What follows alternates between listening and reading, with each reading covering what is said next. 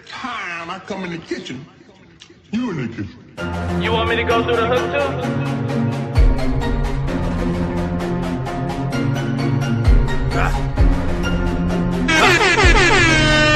Yeah. Big C! No hesitation. I'm coming for him right now. I'm going hard, niggas telling me to fight down. So hot I'm steaming. I will be undefeated. You hear a bunch of sirens and a lot of women screaming, talking headshots. Headshots. Can you see I'm taking headshots? Headshots. Leave them bleeding. I'm so hot I'm steaming. I will be undefeated. You hear a bunch of sirens and a lot of women screaming, but they see me, I'm fresh up in it. Working at the track like I'm dressed up in it. Call me the tank cause I got no limit. Like Neil, I'm the one and it ain't no gimmick. All I know is go hard, nigga. Live action, no spawn, nigga. And I only speak the truth. King Kong against God, nigga. Hit the deck, better run like the cops coming. Cause when I show up, I'ma start gunning. Tired of weak niggas rapping like they own something. Leave them flat concrete, now they own something. Better watch your head cause I'm leaving niggas dead. And I'm taking headshots. Leaving rapping niggas scared. Bah! Big C, why you gotta be aggressive? That's the only way they gonna get the message. White rapper said he got a nigga stressing. Taking headshots, now they gonna learn that shit. I'm coming at everybody. Y'all heard me say everybody. Hear my name raining now. No hesitating, I'm coming for him right now. I'm going hard, niggas telling me to fight down. So I will be undefeated. You hear a bunch of sirens and a lot of women screaming, talking headshots. Headshots, can you see I'm taking headshots? Headshots, leave them bleeding. I'm so hot I'm steaming. I will be undefeated. You hear a bunch of sirens and a lot of women screaming, but King Kong ain't bang. Put it work like a chain gang. I'm a real nigga, no cross dressing. They duck and tuck, let my nuts hang. I'm up. Overtime, don't measure up to my shoulder line. Blow for blow, line for line. Little killer taking suckers out every time. Lyrically, niggas can't see me, so I'm killing all those rappers like HIV. And I always go hard everywhere I be. Not taking headshots if you think it's sweet like pop. I'm the muscle nigga, steady serving, gotta hustle nigga. Daddy switch gears like Russell nigga. Get the picture, no puzzle nigga. Tired of hearing the same shit. Ad libs with no content. Video is just garbage. Flow ain't nowhere near polished. The ones with talent take blame too. Catch a trend and do the same too. Guess that's what I'm here for. To change the game and take aim at you like no hesitating. I'm coming for him right now. I'm going hard, niggas telling me to fight down. So hot I'm steaming. I will be undefeated. You hear a bunch of sirens and a lot of women screaming, talking headshots. Headshots, can you see I'm taking headshots? Headshots, leave them bleeding. I'm so hot I'm steaming. I will be undefeated. You hear a bunch of sirens and a lot of women screaming, but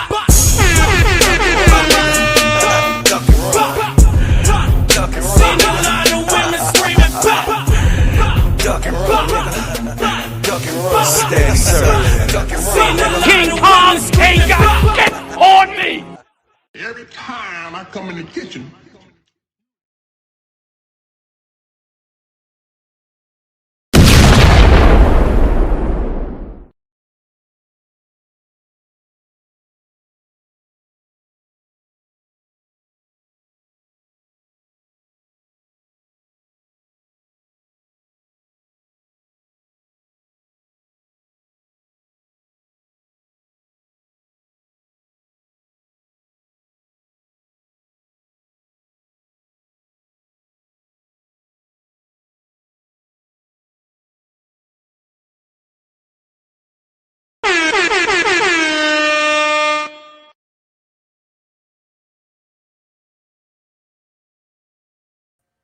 Yay, welcome to the show. Welcome to the show, Steady Serving Sports, ENT, an extension of Simply Ball Dropping Podcast with my main man, K-Sap.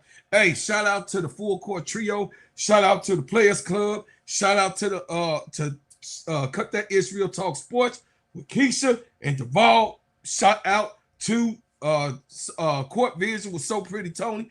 You know what I'm saying? Listen, hey, y'all, you are with the Gingerbread Man tonight, and we gonna really really have a good time tonight, man. Cause guess what? I'm on my big boy shit. I'm on my big boy shit. I'm just saying, I know they be watching our podcasts. I know they got to be watching, just like everybody, you know what I'm saying, clipping us over there on the Players Club. Yeah, I know I told y'all they be watching, boy. Listen, the most exciting podcast, the hottest podcast on planet Earth, you are in tune right now, chat. Go share with a friend. Tell them, hey man, Bro Claude is up. Gingerbread Man is in the building. I am here. Y'all, listen. Got a great show tonight. Sydney Taylor was escorted out of the gym by the po-po. You better lay low, Sydney Taylor. Sydney Taylor said,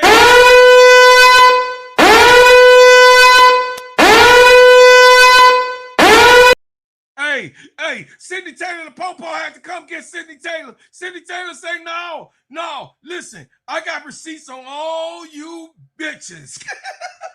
Who the fuck you think you fucking with? Hey, listen, I'm just telling y'all what I saw. Sydney Taylor was going off. I say, oh shit, I hope that brother ain't got no, you know what I'm saying? You know what I'm saying? Sydney Taylor wanted to do this, y'all. Yeah, he wanted to pull it out. He wanted to pull it out on the refs tonight. I'm just telling y'all, he crashed out season. I'm just eating my popcorn. I'm like, oh, damn. Sydney about to go and crash the fuck out. Oh, yeah. Man, listen, gang. Listen, we are going to pull it up. We want to hear, everybody want to hear what Sydney Taylor got to say because, you know what I mean? I want to hear what Big C is, you know what I'm saying? Because, man, Sydney Taylor be acting like he from the real tribe, you know, that tribe my grandmama from, that slapper whole tribe. He was about to do it tonight. I ain't playing with you. He was like, get off of me. Get off of me. No, don't grab me. Don't touch me. No, get off of me. Get off. No, you and your listen. Hey, he told him like Pop. I tell your mama you ain't shit. Yeah, man, he was on his business tonight. Sydney Taylor. I mean, listen, I just like fiery coaches, and I also like coaches that stick up for their people. I don't like the shit Tyler Marsh be doing, and all of the other shit that we be seeing these other popcorn ass coaches be doing, man. I ain't for that. You know what I'm saying? This year, I told y'all this year I'm for the shits. Straight up. I mean, man, come on, man.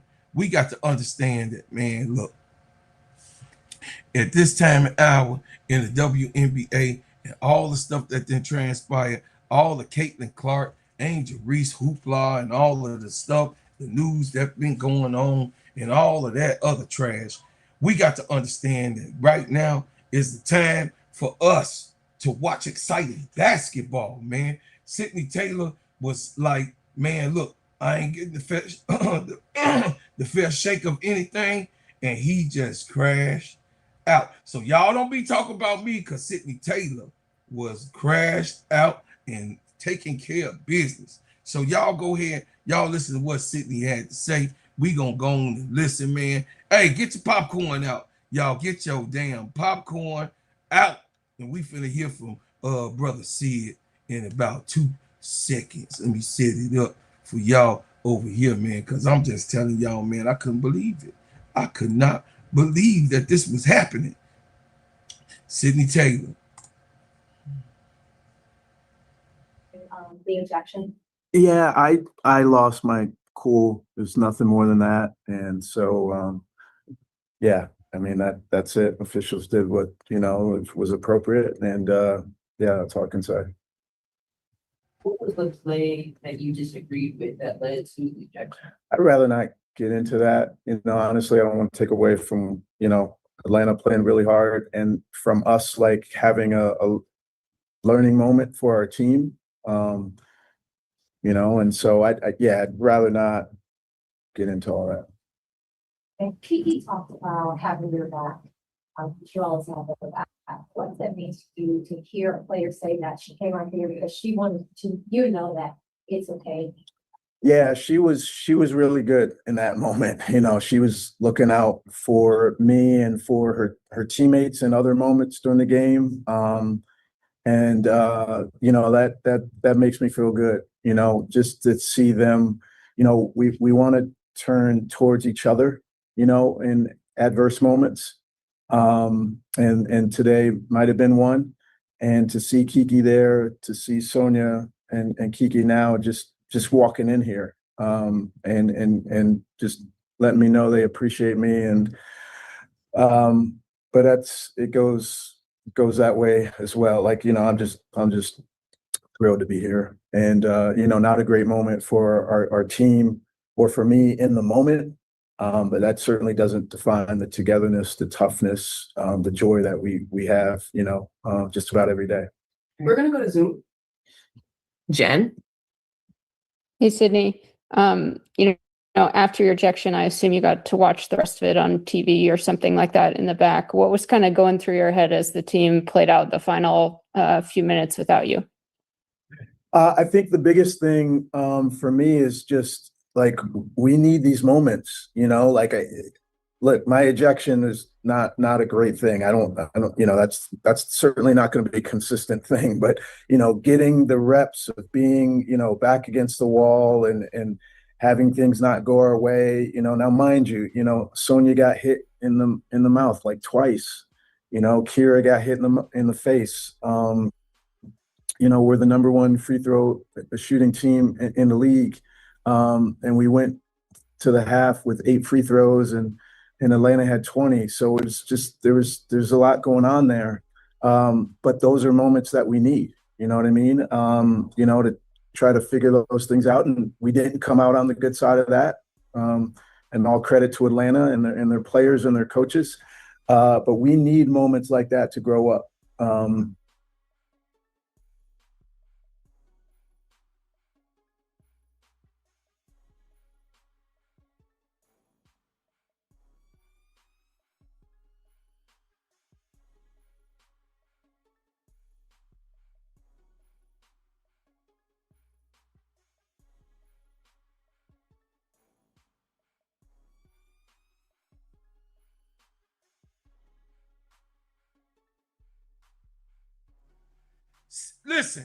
Listen, Semesco and Tyler Marsh, that's what you do. That's how you supposed to do it. This is how you supposed to fight for your goddamn players. You supposed to get down just like that. Say, oh no, I'm coming for all of y'all. Because y'all right now on some bullshit. And Sydney did nothing wrong in my eyes because he stood up for his goddamn players. He stood up for his players. He let his team and his girls know with all costs, I'm behind you.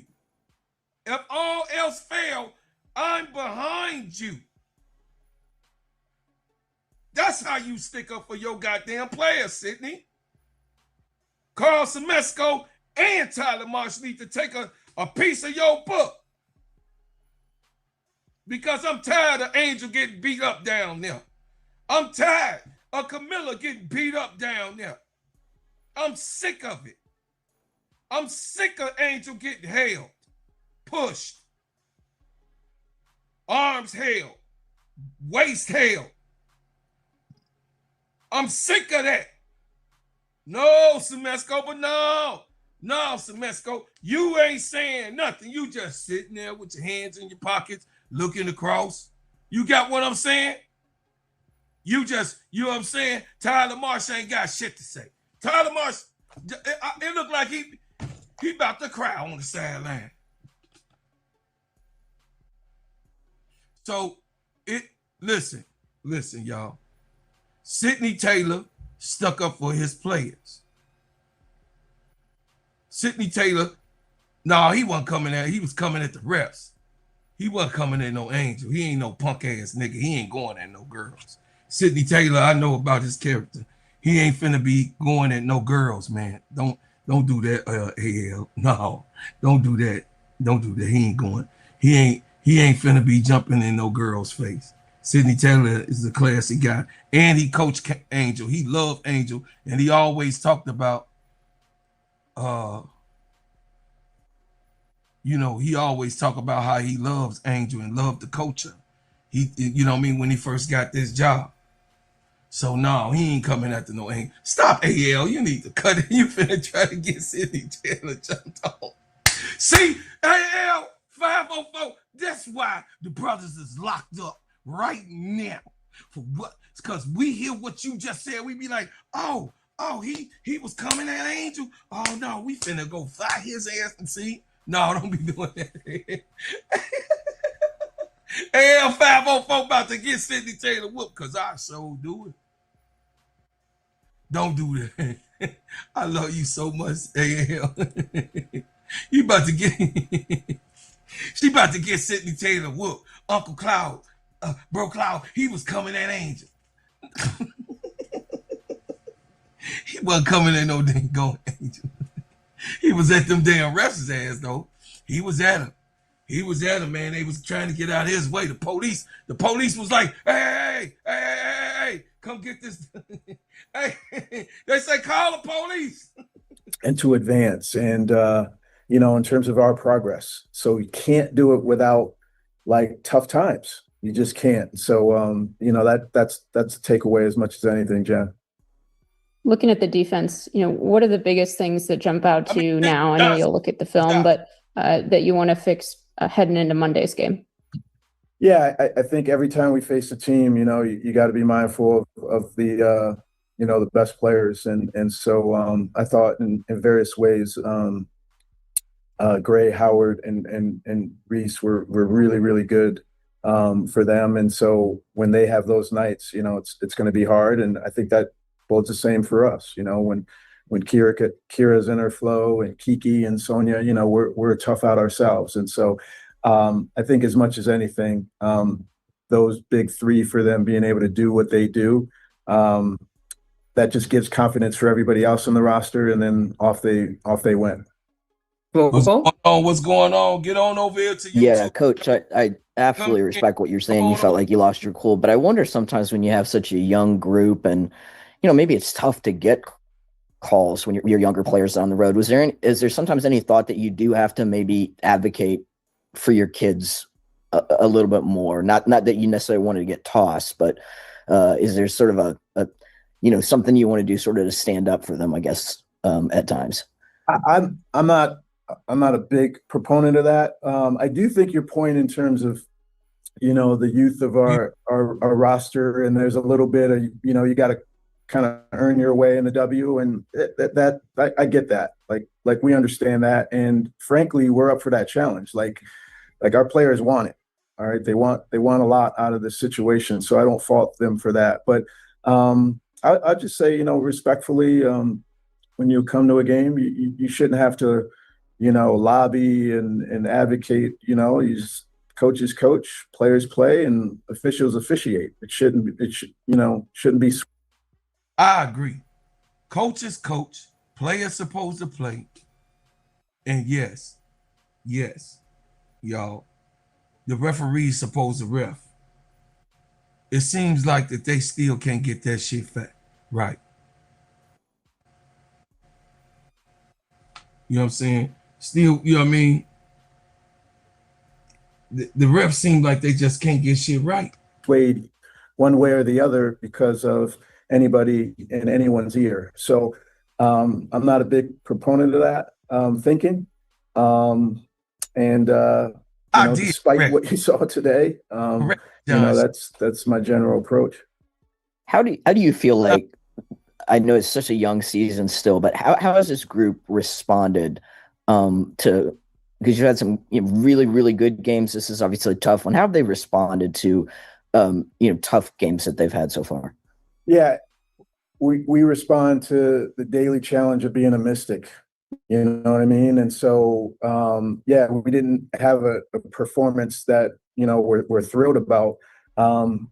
but all of the preparation coming into today, how we'll get back into the gym tomorrow, how we face Indiana, how we come back from that game, like that's what defines us.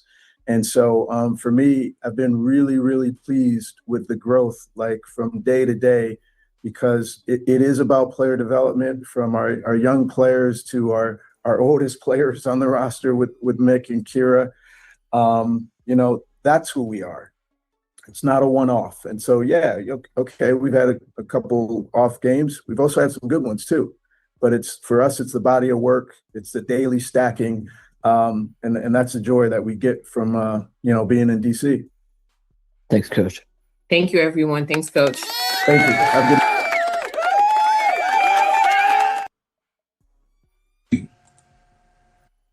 For correction, for everybody, correction.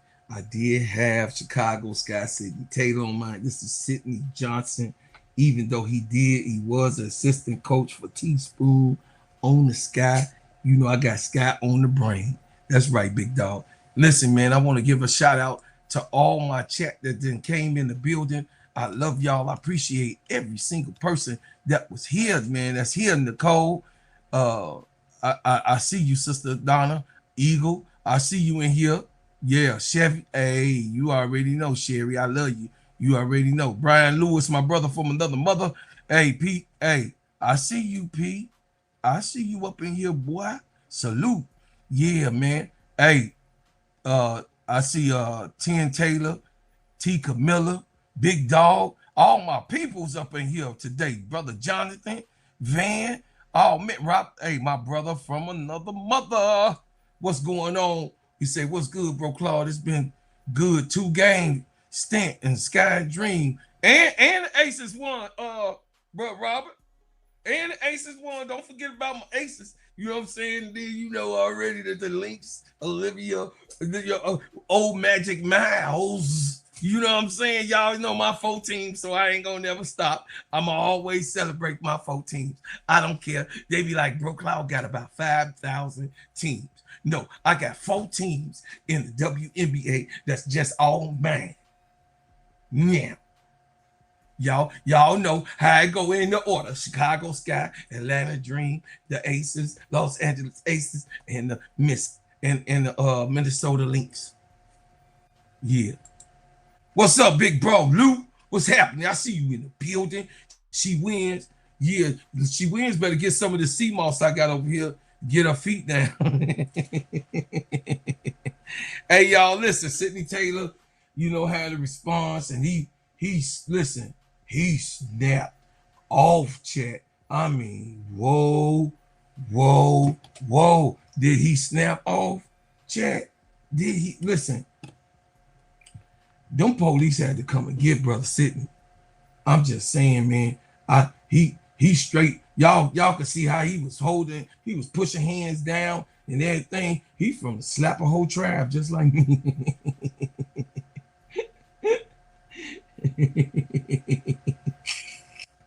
Definitely. Let me see.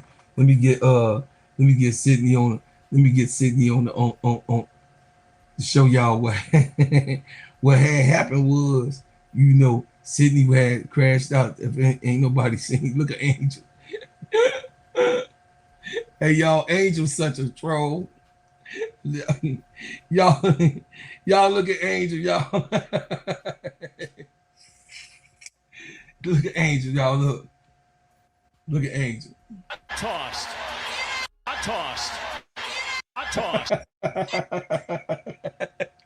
Hey, Sydney, what's going on? Angel was sipping on her tea. Sydney Taylor was crashing out. Not for the weed. Definitely. Let me see. Let me get Sydney on. Let me get Sydney on to show y'all what. That's me on the y'all know I be on Twitter too. I be going live. I be working, y'all. I be working. Oh, look at this. Oh my goodness. Hey man, look. Hey, Twitter ain't no joke, y'all. Twitter is not no joke. You can't defeat this internet, bro. I ain't lying. Sydney Johnson. Let me see. Sydney Johnson. He crashed out, y'all.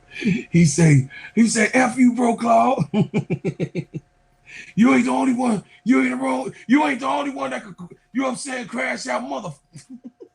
All right, here you go. Here you go, y'all. If you will. And then Floreth got a piece of her. She was going up for. Here it come.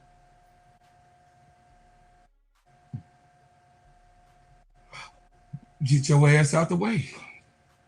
I don't know what to tell you. Angel was doing her thing. Get out the ooh. He say, you punk ass mother. You punk B. He say you punk.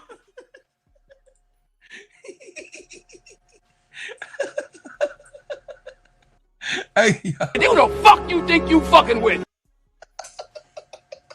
I tell your mama you ain't shit. He told King Kong ain't got shit on me. I tell your mama you ain't shit.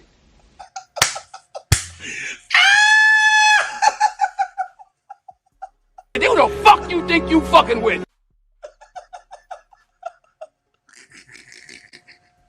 Hey, they say, hey man, get your ass up off the court. Go ahead, get your take it in the back, Sydney. Take this.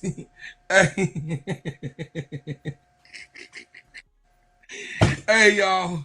When you come in, man, hit the like button. I appreciate everybody, man. Listen, we gonna get the show going on. I have to tell y'all. Hey, we gonna get it cracking tonight, y'all. We gonna get it cracking tonight. So please, I got an agenda on the show. Hey, if you would like to drop a super chat or super sticker, just like my main man John Sheriff did, super chat to support your boy tonight. You could drop a super chat or a super sticker, man. You could go ahead and get that done. Or, you know what I mean? Also, subscribe and also join the channel. Please like the button. Hit the like button. Like the button and hit it. Hit the like button. And then some of y'all, walaikum salam, y'all. Walaikum salam. Who is there? Oh, Brother Lee in the building. What's up, Brother Lee? This my brother. Walaikum salam. I got posts in the morning. I see you in the morning. I got posts.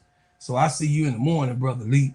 I'm gonna be on point. I'm gonna get the show on off though. So if y'all like to support, man, give a super chat, a super sticker, man. I'm gonna get along on. I'm gonna go on here and get the show on the road. So we gonna hear from Angel. And then I'm gonna give my take after we get through hearing from Angel and Medina Oncock. Is that better, Brian Lewis? Yeah.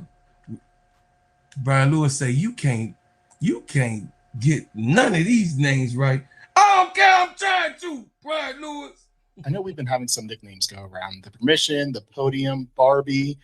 After Izzy Borlaise's performance tonight, do you have any nickname for her that you want to give her, Angel? It needs to be something along the lines of like Silky Smooth or Smooth Criminal, because she's always like, her moves are at her own pace and she always finishes through, especially when she's going to the basket. But also she's great from the 3-point line. So I'm going to figure something out. And I want to tie a little Aussie in there too. So yeah, we'll figure it out. Go ahead, baby. Angel, with all your numbers tonight, 18 points, 17 rebounds, 4 steals. The one that stood out was 10 for 10 from the line today. How much do you put into that free throw line and see him go through like that? Yeah, I work on it every single day. I know that I'm going to get to the free throw line a lot. Me and Toya and Carl work a lot on swishes and making sure it's going straight in and coming right back to me. And I do that every single day. So it's just something that I make sure I perfect and something that I can always rely on. Free throws happens. You never know how the game may go, but when I get them, I need to make sure I knock them down.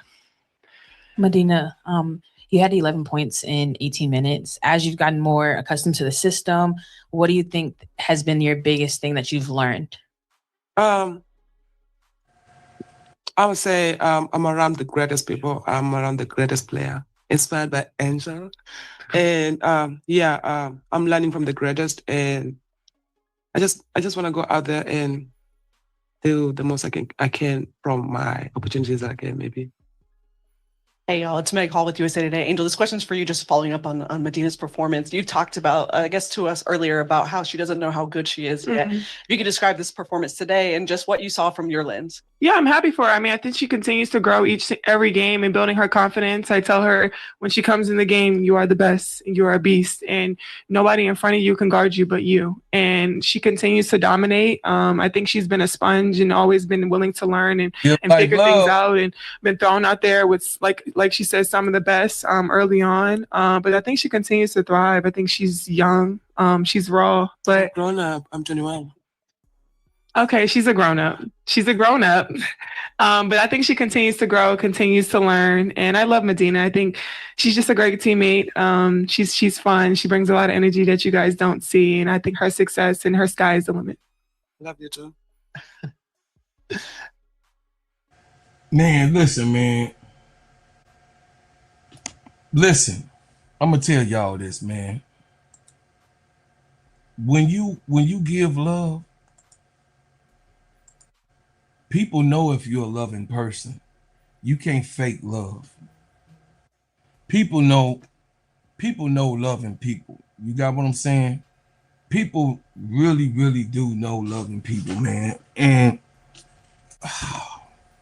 you know, when I be saying, man, I love y'all, chat, man, I really do. And y'all don't have to be here, man. It's late, man. You know, people like me, I got up this morning. I had to hit the grill, y'all. I was at the grill. You know, I know y'all was like, man, bro, Claude ain't on the game, calling the game. I was on the grill at the park. I forgot today was my day to hit, you know what I mean? I had to go out there, to the site, you know what I mean? I went to a horse's ranch. And, you know, when I went out there, man, with the horses and, you know, my personal trainer, she's a cowgirl. And I was able to go out there with the horses, man, and just actually see the animals, man. And you know, no, and before y'all get it off, Brian Lewis, I didn't make no horse meat and put it on the grill. So before you even go there, Brian Lewis and Brother Robert, before y'all start doing that trolling shit, I ain't barbecue no horse meat.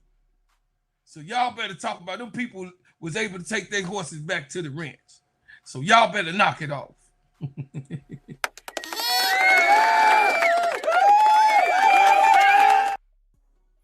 Shout out to my main man, Brad Allen Hines. I love you, man. I appreciate you very, very much. I really do.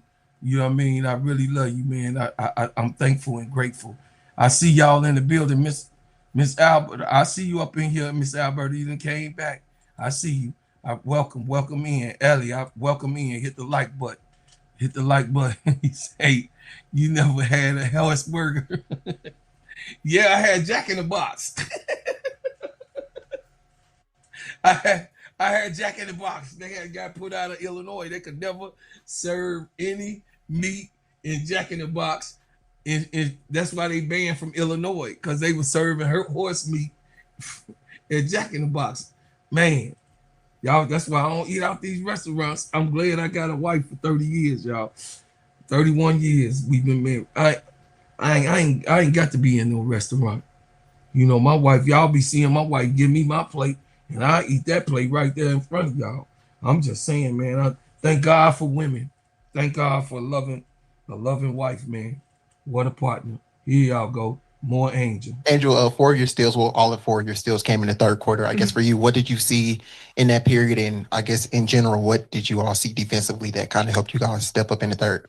Yeah, I think we just wanted to be better from last game. Just making sure we emphasize on the ball pressure, making sure we give ourselves extra opportunities. I think we also struggled with transition last game too. So if we get defensive stops on one end, we can get out in transition quickly, and that's easy points for us. So I think Rye did a great job. I mean, this is her career high for steals. Kudos to her. She sets the tone every single night. But yeah, I think our defense is our identity. We just continue to go off of that. Medina, when you hear stuff like that from Angel, like you're the best, you're a beast, what does that do, and how does that impact your game? And how do you take those words of encouragement? I mean, sometimes that is just what I need to hear, and it's such a motivation to me.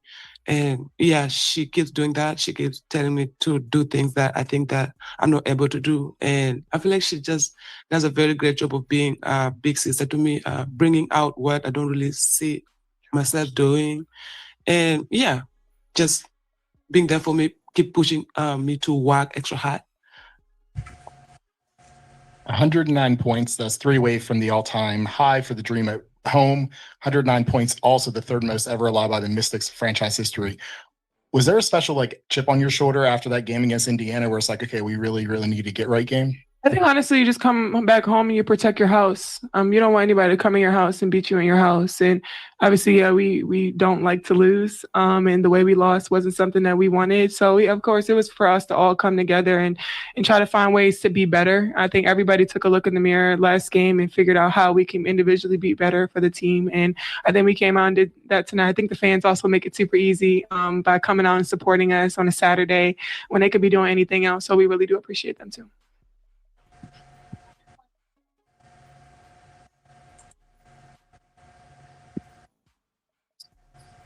Why are you sweating? It's so hard. No, you just nervous.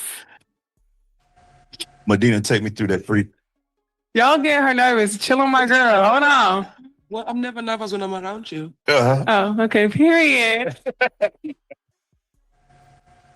Medina, take me through that 3-pointer when you got it, when you were able to get it. Did I get any 3-pointers today? Yes. Remember you shot it in the corner. Oh, yeah. See, she don't know how good she is. This is what I be talking about. I don't know. I wasn't even thinking about it. I just want to be courageous when I'm out there and just bring what I can to help my team win. Good. Thank you very much. Good job, Medina. Good job. Medina Olcott, a South Carolina Gamecock with an LSU girl. LSU in South Carolina. Yeah, the connection is still there. I know Camilla ain't there, but it's okay. Miller. I know Miller. Miller like, how she still get played ain't. Dawn be like, be quiet, Miller. Don't be crying. I said you was gonna be better.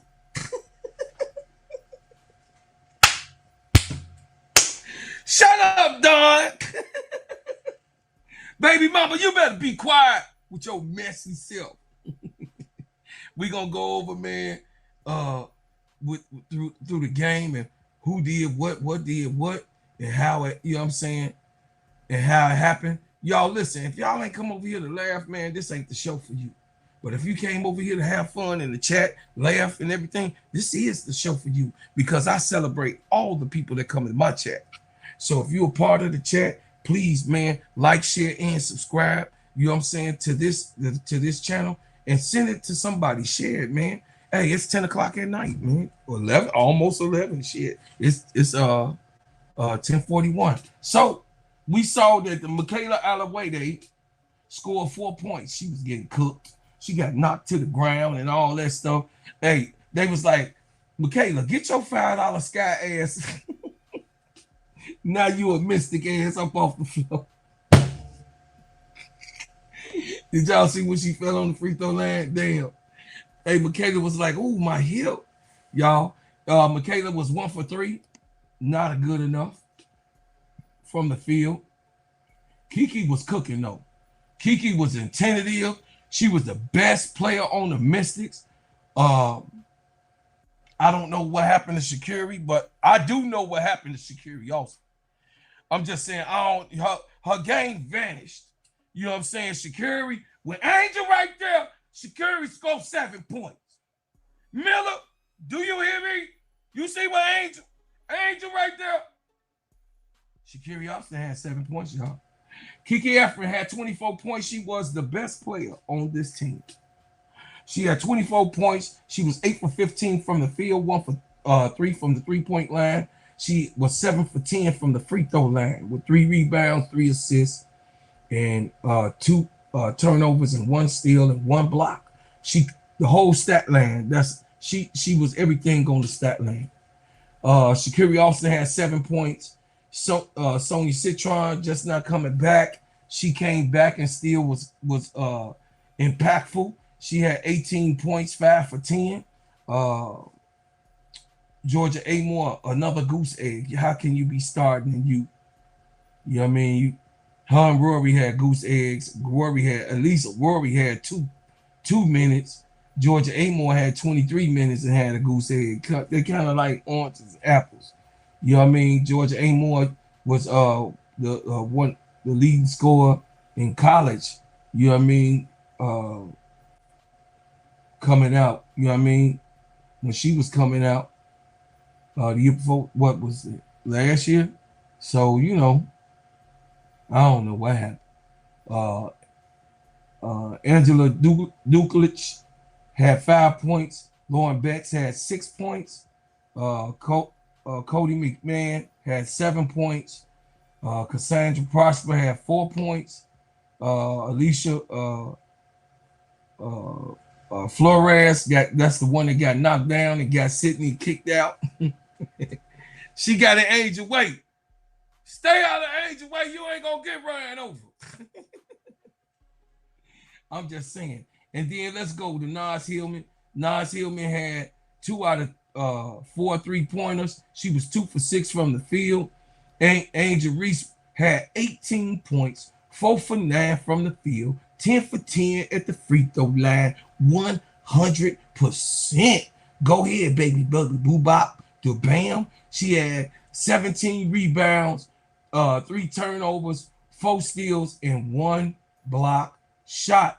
Alicia Gray, my Chicago girl, a Gamecock, 15 points, 1 for 4 from the field, 1 for 2 from the 3-point line, 12 for 15 from the free throw line, 1 rebound, 5 assists, 1 turnover. Alicia Gray was very, very attentive. She was attacking the basket. You know what I mean? Alicia Gray attacks that basket, y'all. Alicia Gray attacks that basket. I just want her to continue to be aggressive, but they gotta, you know what I mean? Angel called on her own number. I ain't gonna lie. I told y'all, Angel called on her own number. I ain't gonna, hey, don't even sweat it. Angel like, okay, I'm gonna take this up top and I'm gonna drive in and do my thing. Jordan Canada had 11 points. She was 4 for 6.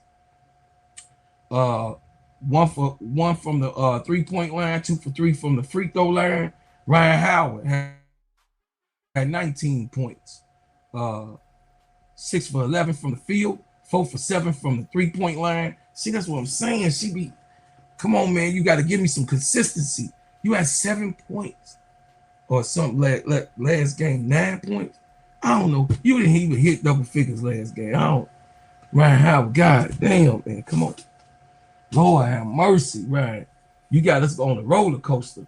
3 assists, 2 turnovers, 6 steals. Very good defensively. We know she could play defense. We ain't know what we was looking at in the Fever game. Lord. But that's the last game. This is a new game. 1 block. Coney had some good minutes. She had 9 points, 3 for 6 from the field, 1 for 3 from the 3-point line, 2 for 3 from the free throw line, 6 rebounds, 2 assists, 1 turnover, 1 steal.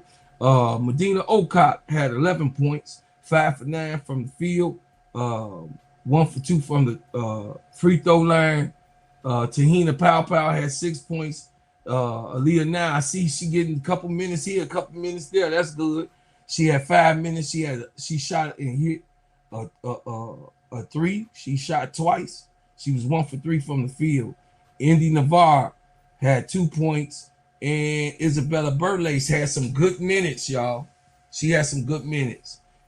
She had 23 minutes. She had 9 points, 3 for 5 from the field, 1 for 2 from the 3-point line, 2 for 2 from the free throw line. And that was that, chat. It was a good game, y'all, to see us, good game, meaning that it seemed like all cylinders was clicking. They was very attentive from the beginning. They slapped them in the mouth. They held on strong. They did what they were supposed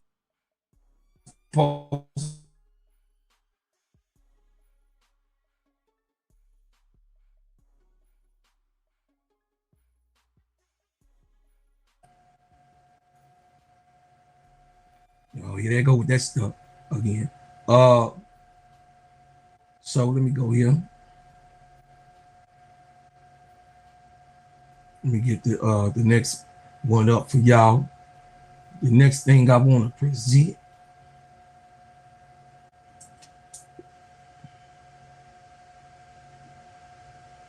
is Carl Semesko on how he said he was adjusted. Hey, that ain't Carl. Come on, Carl Semesko. I'm bringing it up, chat. Settle down. Brian Lewis, stop trolling. I know you doing something. I can't see you right now, but I know you doing something, Brian Lewis. Diabolical. Diabolical, I already know. Uh-oh. Not a dream. Carl Semesko chat. Bringing it up. Boom. Here you come.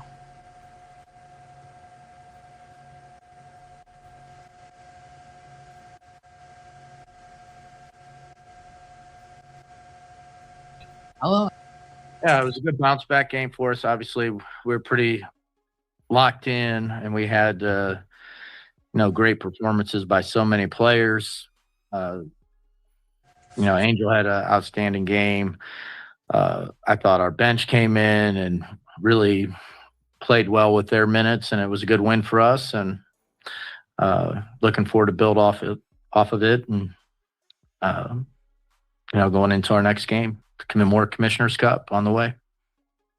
As a coach, what does it feel like to see everybody on the team get us numbers or score in a game like that? Yeah, it's always good when everybody's playing well, and there's positive energy throughout the team. And it was nice that the bench got extended minutes, and everybody came in and contributed. That's exactly what you'd hope to see. Did y'all pay attention to that? He said it was positive energy throughout the team.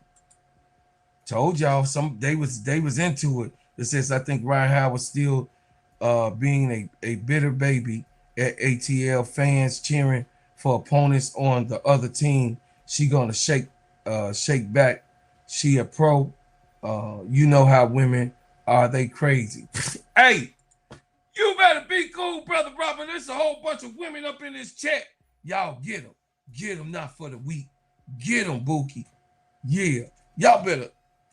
Brian Lewis, don't you be trying to put me in your shenanigans, trying to get me in trouble. Coach, we know your identity as a defensive first team, but offense, the ball really seemed like it was moving tonight. What did you see as far as your half-court offense was concerned?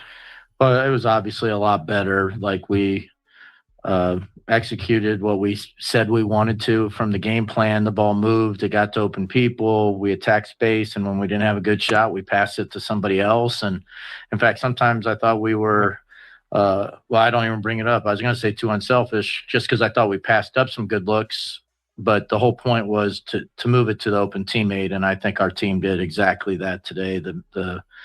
They took the message and ran with it, and hopefully they saw how successful it can be.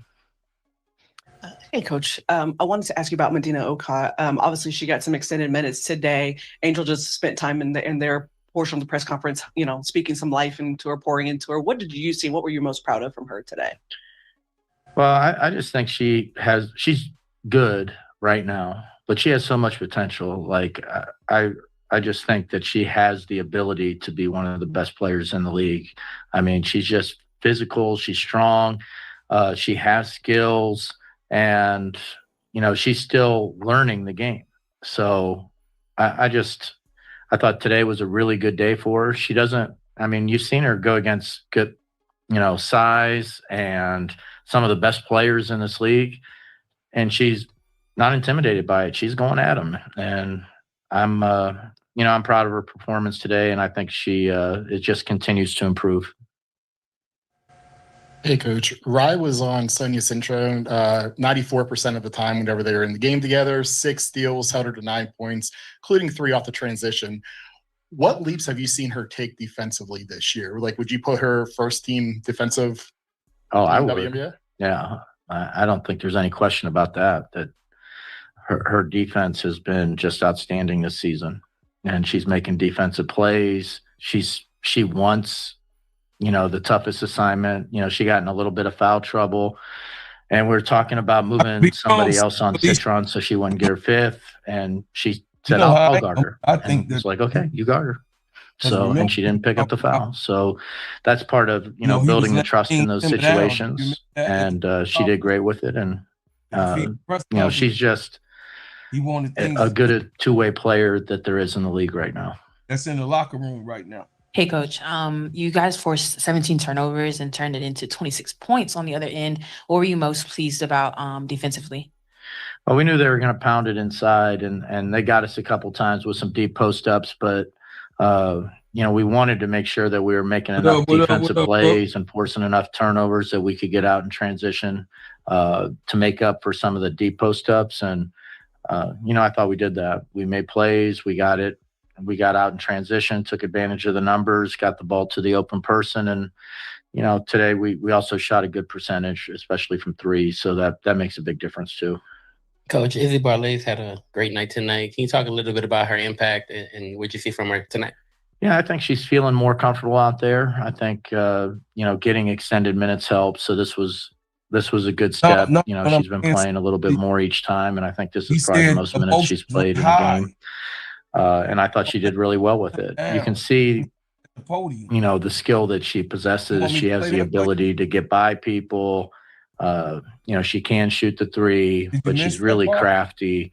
And I just think each week that goes by, she gets a little more comfortable. And I think we're going to see just how good she really is. I mean, and I don't want to get her age wrong, but she's really young, like 21, right? I mean, and Medina's really young. You can see the makings of, a really special group. We got some really good, young, talented players here in Atlanta. Leonard was also able to hit a three tonight. How'd that feel just watching her being able to go out there and score tonight? She actually has a pretty nice shot. It's just, she does need to catch it in rhythm. The one she made really probably wasn't in rhythm, but, if she has her feet set and then she's square to the basket, she has a really good release. So eventually, she's great in the post. She's learning how to make dribble moves. You see the rips and all that she's, able to rip it from 8 feet and get to the basket. The shot mechanics are there to be a great shooter. So I don't think I need to say anything else, right? That you put all that together, you're going to have something special.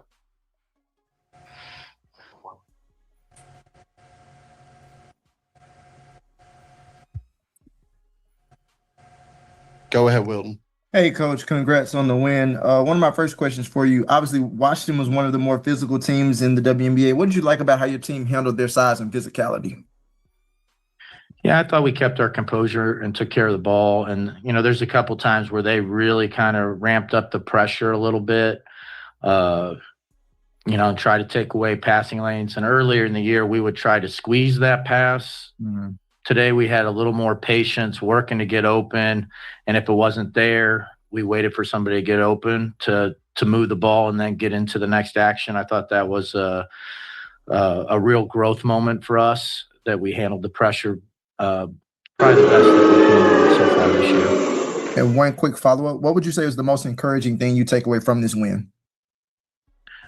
Wow, there's so many things, but I would say our bench getting extended minutes and really making the most of it. I think that is the most positive thing from today.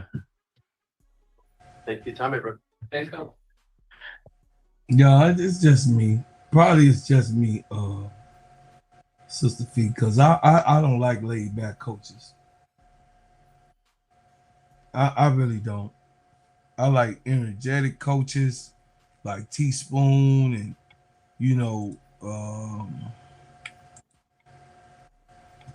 Becky and Stephanie. I like high-spirited coaches.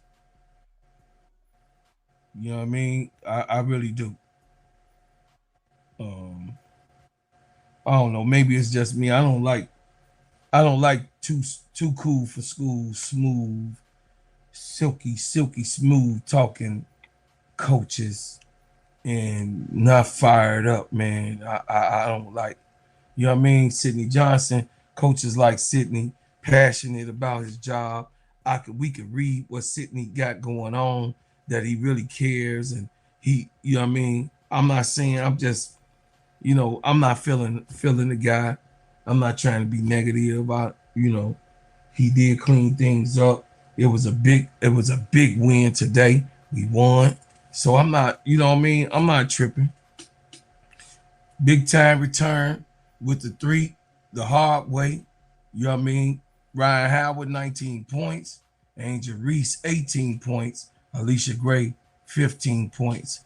17 rebounds for Angel Reese, another double-double. And, you know, like I said, y'all, they won this game unanimously. They outplayed them from the beginning to the end. And I love it. I like watching that type of basketball, especially when it's your team, right? I know some people always be like, somebody got to lose, but shit, I don't want my team to lose. I definitely, you know what I mean? It just make me feel some type of way when my team lose. And it was a big win today, y'all. Shout out to the Atlanta Dream tonight for winning. You know what I'm saying? Much applause. Good way to gather yourself and bring it back home and do what you need to do on the court. Also, you know, I'm going to have a quick open panel. Those of y'all that, you know, what you thought of the game. What you thought of the game that you saw what Angel did and making sure she played tonight. She played the offense a little bit more to herself. She wasn't waiting for somebody really to give her the ball. Yes, the ball moved around good in rotations. They was sharing the ball, but I think even when Angel was bringing the ball up and, you know, doing her thing, she's just the best when it comes, you know what I mean, when it comes to her grabbing and pulling it down and shaking her opponent and attacking. You know, her and my GOAT, the baby GOAT and the GOAT, you know, they real good downhill. So y'all, you know what I mean, y'all can come up. We gonna hold a little session, you know, by committee. I would like to hear you guys' views on what you saw tonight on tonight's game. I'm gonna drop the link for the ones that want to come up. You can come up, and like I said, I'm only gonna have 4 on the panel.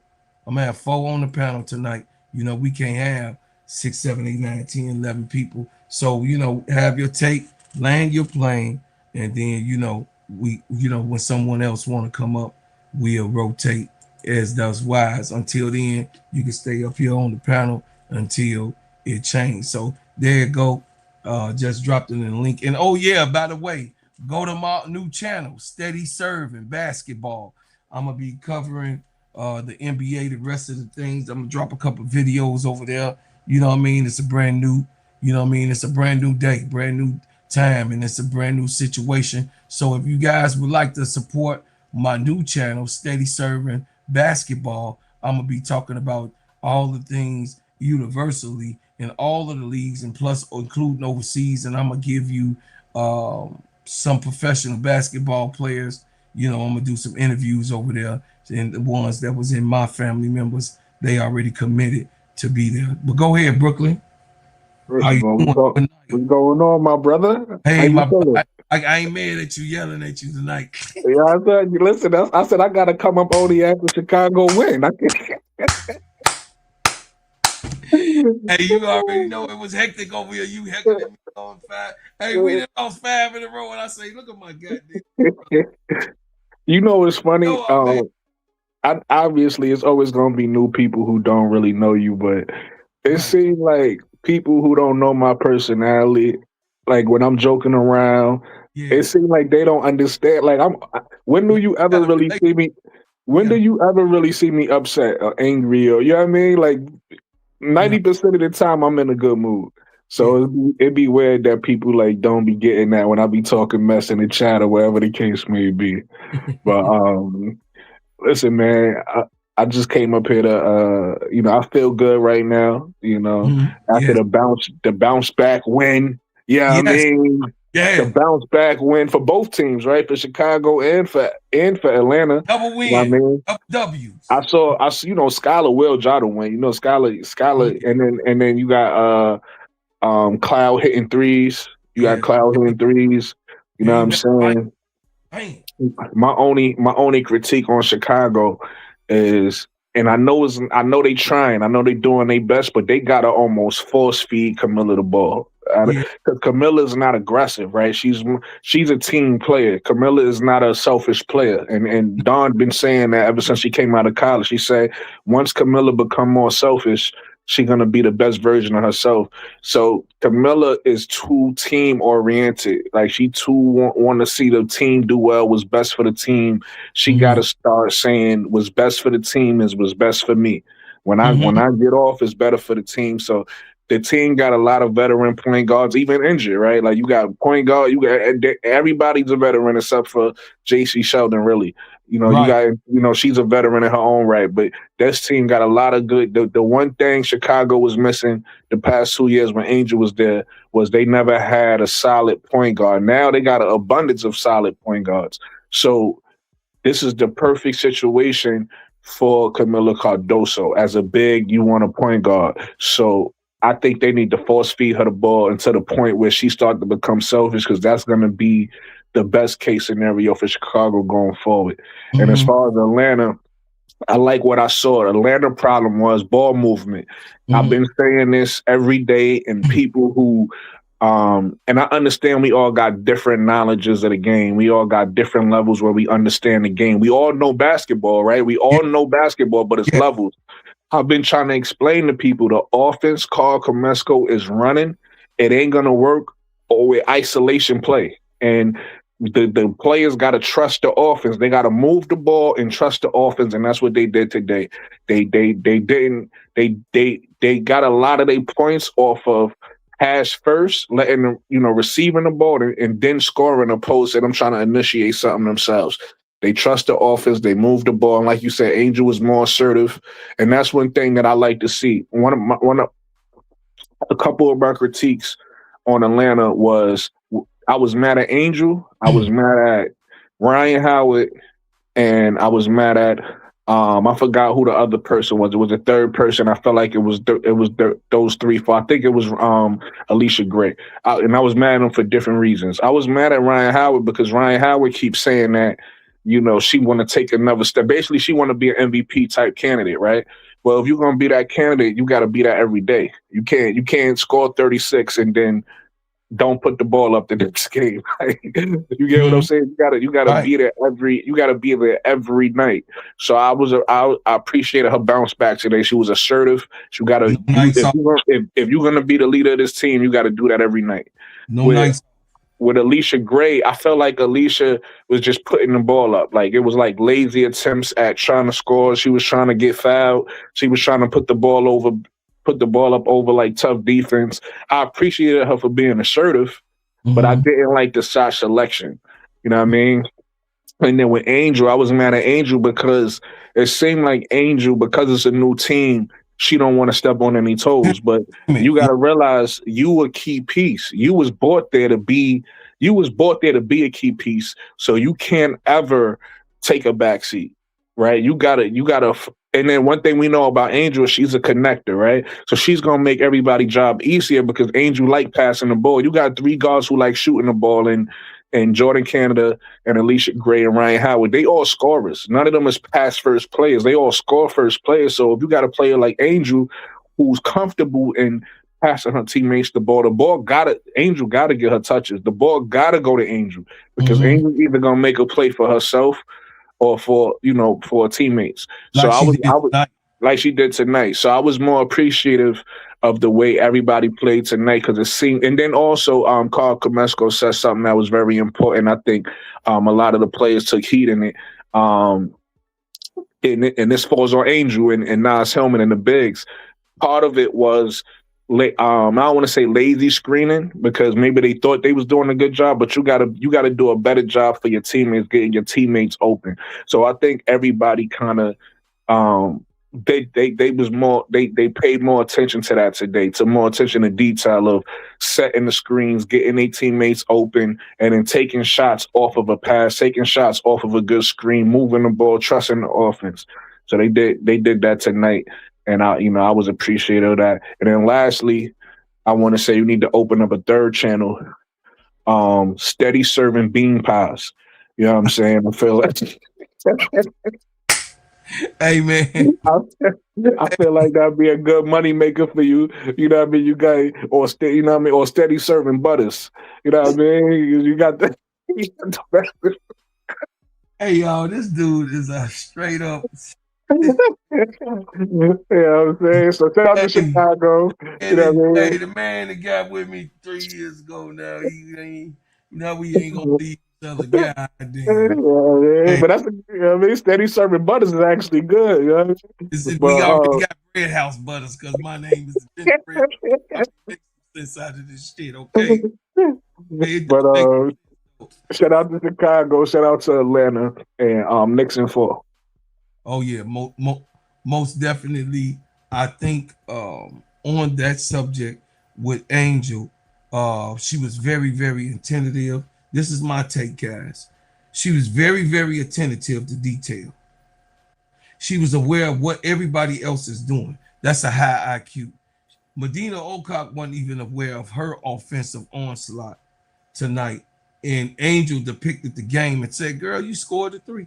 You got what I'm saying? So she's very, very high IQ and aware of everything that goes on the basketball court. So that's one. So the thing is that when I was angry, and you guys know I was hella angry, I'm frustrated because Angel got another coach that's like too fucking cool for school. I just don't like them coaches, Brooke. I really don't, because I'm a fiery dude. I don't mean that everybody got to be a yeller. No, I'm not even, but at sometimes in those moments, hey, wake up, let's go. You know what I mean? Some of those things got to go on the court. You know what I mean? Like Michael Cooper was great at doing it. Bill Laimbeer was extremely good at it. You got what I'm saying? Bill Laimbeer with Detroit, and from the Pistons, he when he was over here coaching in the W, he was very, very, very attention to detail, and he woke those girls up, and his girls was just as good and just as gritty and grimy. You got what I'm saying? So it depends on the coach, but a lot of people be like, oh man, he's a man and maybe he's not comfortable of yelling at women. Well, don't coach then. Don't coach then. I wouldn't say that. I would say, and first of all, let me say what's up to Tika Miller and Jonathan Gonzalez. They spoke to me in the chat. What's up to both of them? And then also I want to say I hope my tone is a little bit better today for not for the week. But I would say everybody's personality is different, and you can't expect one person. So what's his name? Sydney. I forget what's the coach name in Washington? Sidney Johnson. Sidney Johnson.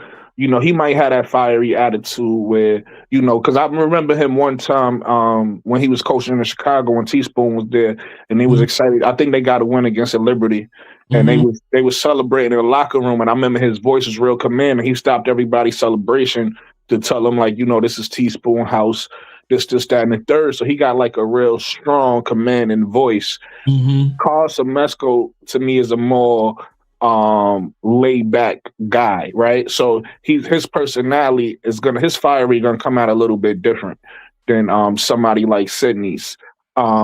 With Carl, what I see is, and I'm not mad at him because I see it in other coaches, even when because I was watching a little bit of Liberty game today, and I saw Aaliyah Boston get a little upset over a foul that she had got on Jonquel Jones. And she did the same thing, twirl a finger like they do, but then she calmed down. Stephanie White ain't say a word. She was over there calm. So I think certain coaches try to discipline their team and say, you know what, everything ain't gonna go our way. just trust me. I'll take care of it. Don't get too. And I think what happens with coaches like that, with Stephanie White and Nicole Semesco, I think what they do is they more politicians on the side where, Stephanie is more fiery, obviously, but Carl Semesco is more of a, I'm going to talk to the refs. Like, you know what I mean? I'm going to point out things that they missed throughout the game so that in crunch time, when the game come down to the line, they won't make those same mistakes then. I think Carl Semesco is more that type of coach as opposed to the type of coach that's going to get, fiery in the beginning of the game and yell at the coach yell at the refs and possibly get tossed. I think he's more of a pointing things out, like telling his players, I got your back. I'm going to talk to the refs. I'm going to point it out. So I do understand what you're saying. I'm with you. I'm more fiery myself. But everybody is different. You got to let different people, personality. Everybody not going to be the same how they react to a situation. Well, me having that drill sergeant history, which you already know, I'm very assertive with my vocals, right? Sometimes they can mistake. Like sometimes I've had shows where they actually really thought I was upset, but I wasn't angry. I just was sounding off. You got what I'm saying? Right. Or thinking that, I'm in my feelings or anything like that. I'm just first of all, I'm a loud guy, which you already know. I like to laugh. Oh yeah, you yelled at me. You ain't never yelled at me in your life. You yelled at me the other day. You was trolling. Brother. You gotta cut it out. You and SL be on my tape. Hey, I dropped the link in that Tiffy code. I dropped the link, MSL. Y'all listen, if you come up on the panel, I'm only having 4 people on the panel, include myself. Once y'all, if somebody else come up, I'll drop it. We gonna be on here. We gonna give good takes. We gonna be respectful to each other and definitely have a good show. But I'm just saying though, Brooklyn, what I will say is tonight, Angel was very direct in how she wanted to play this game. She was, they had a couple calls on her, of course, right? But overall, I seen her commanding her offensive play. You know what I mean? Right. What she needed to do. Right. She couldn't command them, right? But she was able to take the ball off the rim, bring it down the court. Instead of her passing it some of those times, she took it herself, right? She's going to have to implement that in this system because Angel had it with them because, a shooter going to be shooters. You know what I'm saying? I've had shooters around me before, and sometimes it is chat. Sometimes it's what kind of shooters you talking about? Because you from Chicago. Both shooters. Both shooters. Both shooters. Thank you, Big Juice. Thank you, Juice. Hey, listen. Don't stop, Brooklyn. Don't stop. Okay, I done had a I just had to be clear. You said you got shit. Are you from Chicago? Yeah, you already know I have that. I was born with them in my family. You know what I mean? Long live my brothers, man. Long live my brothers. Anyway, listen.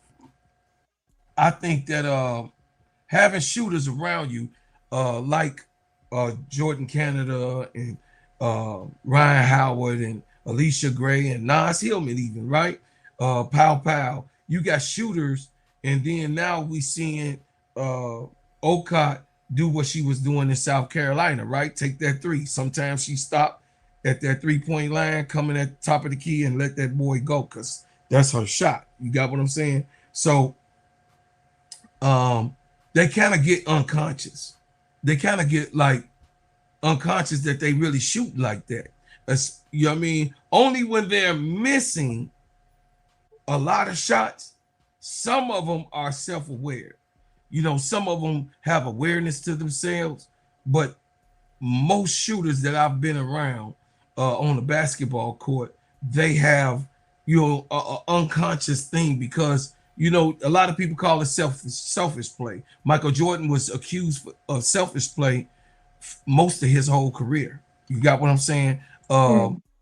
They say Enrique Gumawale is a very selfish type of shooter. 2 of my favorite players. You're one of my favorite players too, right? That's why we always get along. So the thing is that, you know, as a person that does shoot the ball at a high volume, guys, you sometimes they're just not aware to a fault. But I know you guys just like me. It's like, goddamn it, you know how many shots you didn't, you know what I mean, you didn't chuck in your, you know you didn't chucked up more than 1 or 2 shots, mother uffer. You know what I'm saying? Past the goddamn ball, you see your shot ain't falling. The shot before the shot that you just shot didn't go in past the ball. You know what I'm saying? Then we reset along the game. We'll do another reset and you try it again. You do a heat check to see if you know what I mean, you able to hit it. Trust the ball movement. It's gonna come back to you. That's right. So hey, my baby Tiffy Cole. So what I will say, I'm gonna let you give your take, Tiffy, on tonight's game. I say so for my take, what I will say is better ball movement. Angel was able to call her own number. Ryan Howard showed up. I don't like inconsistency in players, which you already know, bro. That was my problem with the year before, right? Let me piggyback off of what you're saying about Angel, though, real quick before and shout out to MSL and also shout out to Tiffy. I seen they both, even though Tiffy was throwing shots at me, I think they both mentioned me in the chat. But not only did Angel look for her own shots today, I think they was more assertive because of what happened last game. They was more, they had more of an emphasis on hitting Angel, hitting Okot, hitting Nas Hillman when they had pick and roll or post up opportunities. So that also helped. So you're right. Angel did get it and take it coast to coast. And then also they had more of an emphasis, again, moving the ball, making sure that the ball is being touched by a lot of different people and not just the ball handler in those situations. Yeah. Well. And then last thing I want to say too, because it's very important. I was thinking this while you was talking. It just almost slipped my mind. I'm very happy that the bench at the end was able to get some minutes together. What's her name? Aaliyah Nye. I think she got her first shot today. She got her first 3 today, so that was good for her. And then, you know, obviously Izzy Berlice was in most of the Izzy and Okot, they was in most of the game. They got a lot of minutes. And then we was able to see India Navarre at the end, along with Sika Conan and that bench mob get some minutes together. So I really like that as well. Go ahead, Tiffy. Hey, bro, Clyde. Hey, baby. Hey, I know you ain't. I still ain't drink the Kool-Aid, Tiffy. You know me. You know your uncle. Go ahead. Right. You know, this was a good game. I'm not gonna lie, it was a good game. But 2 things. One, I love, and I said it was gonna happen. I said I'm gonna give it 10 games because eventually Angel's gonna stop giving the ball to Ryan and Jordan, and she's gonna bring it up. And I love that she did that today, and she was very intentional in giving the ball inside to Okot. Now, Very intentional. That's what I'm saying. So I'm like, Carl Semesco, I know you watching this. I know you watching Bro Claude's channel. You must be, right? Because all of a sudden, like, but you know they be doing it though, right? You know it. You put me on. Oh, of course, especially because you actually break down the game. You're not just like saying stuff to say stuff, and you actually know basketball. So it's like, okay, if you listen to this channel, if you listen to your channel, if you listen to a lot of the channels, in the Simply Ball Dropping Network, then you'll actually be able to hear valid basketball critique. And if you're a coach, you can go back and implement that. So whether Carl or one of his assistants or whatever was watching the whatever, you know, he decided to have common sense this game and put Borlase on the court with Angel. Did I say that? Yeah, we've been saying this for how many games? Put her on the court with Angel because Borlase is the only other guard outside of Pow. Pow is good at passing the ball inside the half court to the bigs, but Borlase is the only one who I've seen do a She tries to find Angel. She tries to find her. In transition. Yes.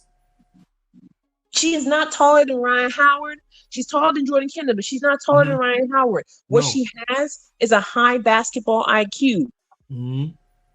If your big is running across the court, you reward the big. She's running with you, right? Running with you, running ahead. It takes 6'4". Angel is 6'4". Nas is 6'1". Okada is 6'6". If you got bigs, that's a lot of body to carry down the court. You putting all that energy and sprinting to the other side, Jordan Canada will start walking. You know, Ryan Howard acting like she grocery shopping, looking at everything, looking at the crowd of everything before she crossed the court. No, if your big is sprinting across the court, there's a mismatch that they're going to meet down there because most bigs are not that fast. So there's going to be a guard on them. That's an easier layup to get done, or an easier jump shot. We saw that happen twice, and Angel was able to use her pump fake. That little old girl, Flores, whatever her name was not messing with her, right? She moved on out the way, and that's easy bucket. So that's all we've been asking for. Put your bench players in around starters who complement their game.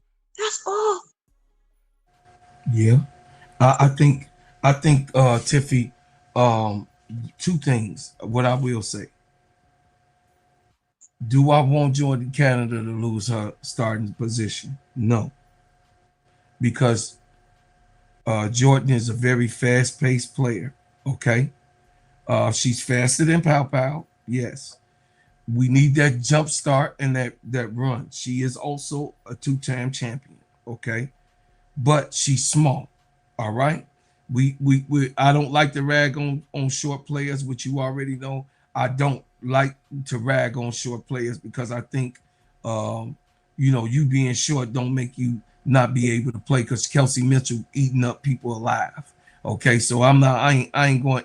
Hey, Kelsey Plum is killing people all day long and eating. So the size doesn't matter to me. Your IQ matters to me. And Jordan Canada does not have that IQ fully to make sure. Yes, she does try a lot of times to hit Angel in certain areas, but those, if you look and watch Tiffy, some of those were turnovers. When she would be trying to throw the ball in the Angel, there were those passes would be passes that was picked off because she was too late on getting them there. You got what I'm saying? Or so I felt their last game they was playing real safe with each other. They played to who they trust. They played to who they went to war with. Angel just so happened to get the short end of the stick, right? It just happens that way in pressure games, and they stuck to what they knew, which was not good, right? At the end of the day, when you do those type of things, or you have those type of moments where you freezing out a player like Angel who affects the game in total,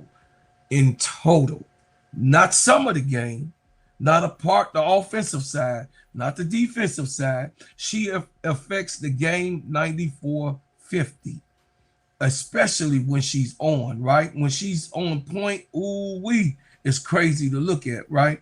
So the thing is that what I'm bringing to the forefront with both of you guys is that it's hard for me to say I don't want Jordan Canada on the floor. That's not what I'm saying. I'm saying that I don't like Jordan Canada being in a position where we depend on her to be the end all be all, if that made sense. I mean, because I don't, at times Jordan Canada can get selfish, and then she didn't pass by Angel just like they did. You know what I mean? And that's what he was talking about, that one-on-one play, right? We saw it happen. We even seen when she almost got hurt again, trying to drive it on 6'5" people, right? Like, why are you trying to drive on, you know what I mean? Come on, man, stop it. What are you doing? Be sensible. So Pow is my choice, but I don't want a lot of people to be like, oh man, he Gamecock, this and that. No, it's not about that. Pow been passing to big since she really been in her college tandem, and especially she played with Camilla. You got what I'm saying? Then she played with Joyce Edwards and Sanaa Fagan. You feel what I'm saying? So she used to passing, you know what I mean? Passing to the bigs. She got a whole bunch of bigs that was on there. So, you know, that transition on how Jackwell Jones was getting the ball from when Pow was playing and starting while Jordan Canada was injured, you saw they was rolling, right? I mean, it's the same thing. I think that they need to give more time with Burleigh, Pow, Angel, and Ocott being on that floor. Of course, Howard and Alicia Gray can switch out. But I mean, when those ones are on the court, guys, the offense seemed like it was flawless. If you guys noticed that. But you know, that's my take. Go ahead, Brooklyn, if you got something on that.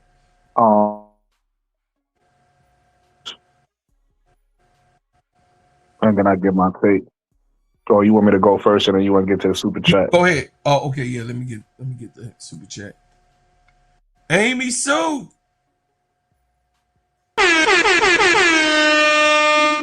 Do y'all think Burleigh was on the bench watching the three guards not pass the ball to Angel and told herself she was not going to be like them? Amy Sue. Probably so, because she got a high IQ. I mean, that's what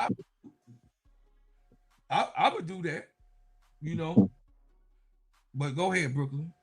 Thank you for the $5 super chat. I appreciate you so much, man. Hold on, Brooklyn. Let me say do your thing.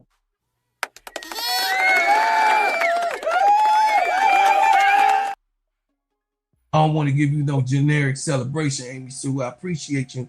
And I thank you for coming, man. Hit the like button, share, and subscribe, or join the channel if you haven't. I appreciate you all the time.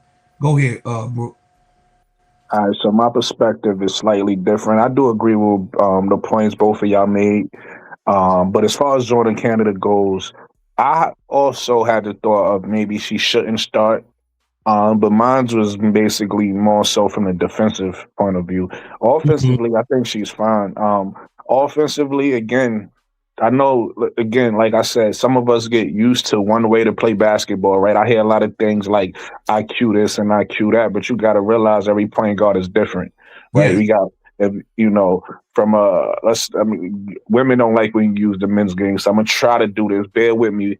I'm going to try to do this from a women's point of view, right?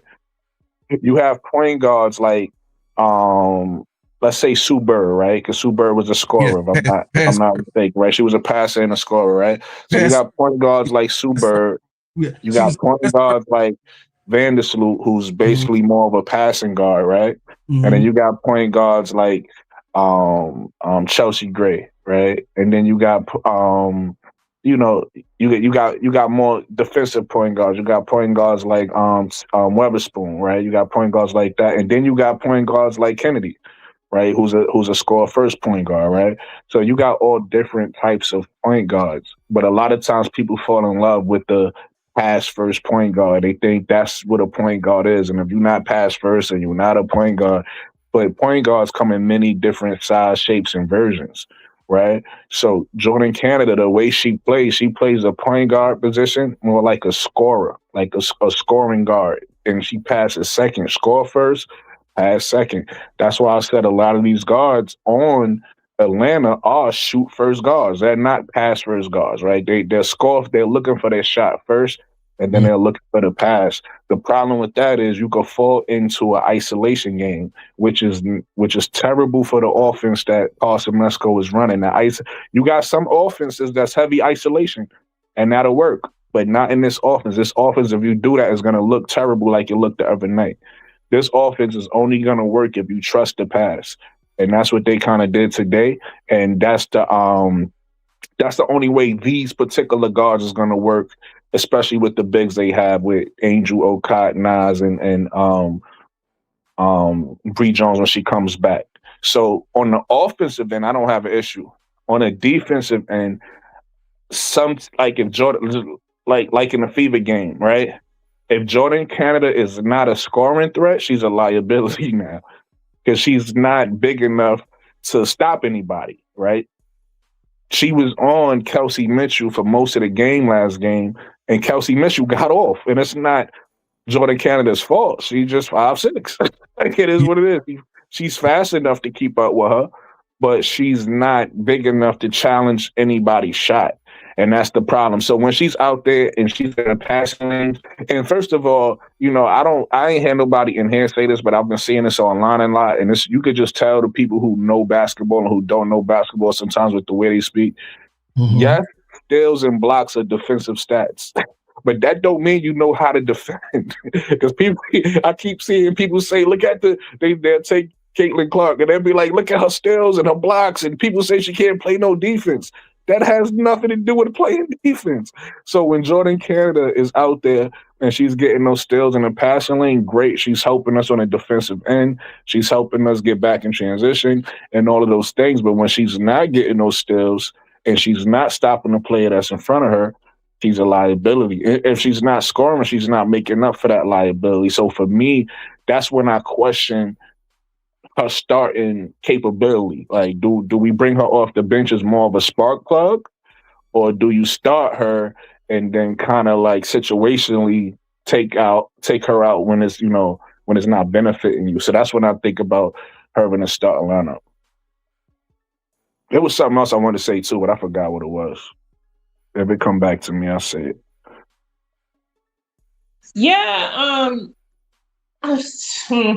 Jordan Canada doesn't need to start. I think when it comes down to matchups, and I think when you're managing like, oh, we're paying her all this money, and Ryan and Alicia like her, and blah blah blah, like she's gonna start because of politics. She doesn't need to start for most matchups. But I think it's fine. You can have her start, but she has to become more comfortable playing off guard because of what you said, Brooklyn. Like, she wants to score before she passes.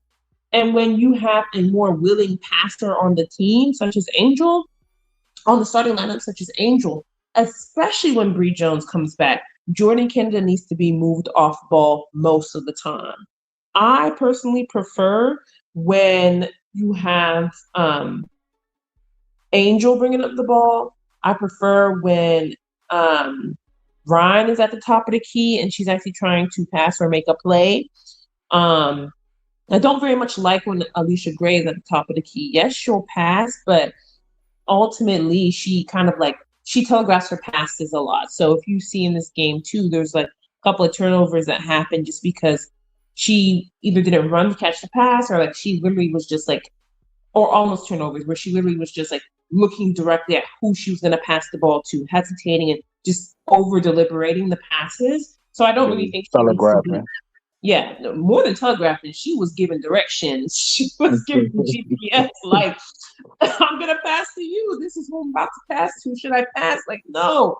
So I don't think she should, be doing a lot of the, playmaking. I much more prefer when it is Angel and then Ryan and then after that Pow. But I like Borlase too. But like Angel said to Borlase in the game today, like, if I give you the ball, shoot it. Right, because then they were having trouble moving with the ball, and Borlase moves much better off ball. Like her cutting, her basketball IQ is so high, and it's higher than the guards that are there currently in the starting lineup in Ryan and Alicia and Jordan Canada, because Borlase does not need to have the ball to make a play. She doesn't need to have the ball. Her cuts make the defense move. Her cuts are smart because they fill gaps in the perimeter that are needed without just shuffling and doing the electric slide like, the rest of the starting guards like to do when it comes to that. So I think that, Jordan Canada looks much better. And I'm going to stay on this. Jordan Canada looks much better with the bench players, because the bench players don't really have someone who, like, Tina Pow is serviceable, but she's not really a point guard, right? She's more of a combo guard. So I think the bench players look much better with Jordan Canada. And when you get a blowout game like this, that's an opportunity to put Jordan Canada back in the game, give her minutes, give her ability to ISO, give her an ability to pass and get those assists with the bench players. Because the bench has a bunch of shooters. They also have bigs, though. So in this game, I saw a few times in the second half when Jordan Canada actually gave Okot and Angel the ball. And I was like, oh, they must have been cussed out. Somebody must have cussed them out last game, because this is the first time I've seen Jordan Canada intentionally look inside with the ball. But in the post game, Carl Semesco said something, and he said, he didn't want to say it, but they were almost too unselfish, passing up open looks to get the ball to the open person. And that's what I said like last time. Like, the order comes from the top down. The reason why they were passing the ball and being intentional using the space interior and not taking dumb shots is because Carl Semesco told them in this game to put a focus on driving to the paint, using the paint space, getting to the open person, not just taking an open look. And I was like, see, that's why the guards before were emboldened to just chuck up whatever they decided, because Carl didn't tell them pass the ball. You notice when they got off to that start in the beginning, they had 11 shots, 10 of them were assisted. That's a difference night and day between last game and this game. Team basketball will win, and Jordan Canada does not play the best. She's not the best facilitator for team basketball, and that's why I think she needs to move to the bench, or she needs to get comfortable playing off ball.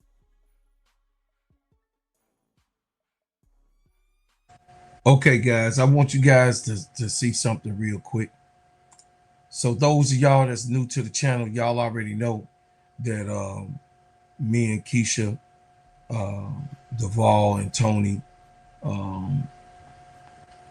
are the Players Club.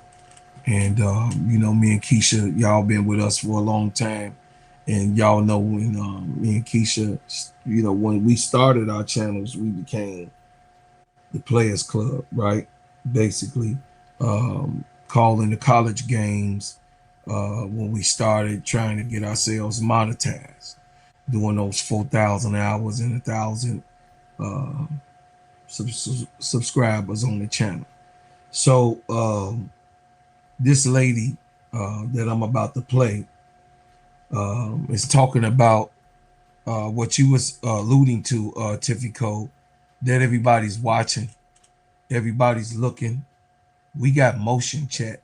And if you think you in the wrong place, you in the right place, because they all watching and talking about your family.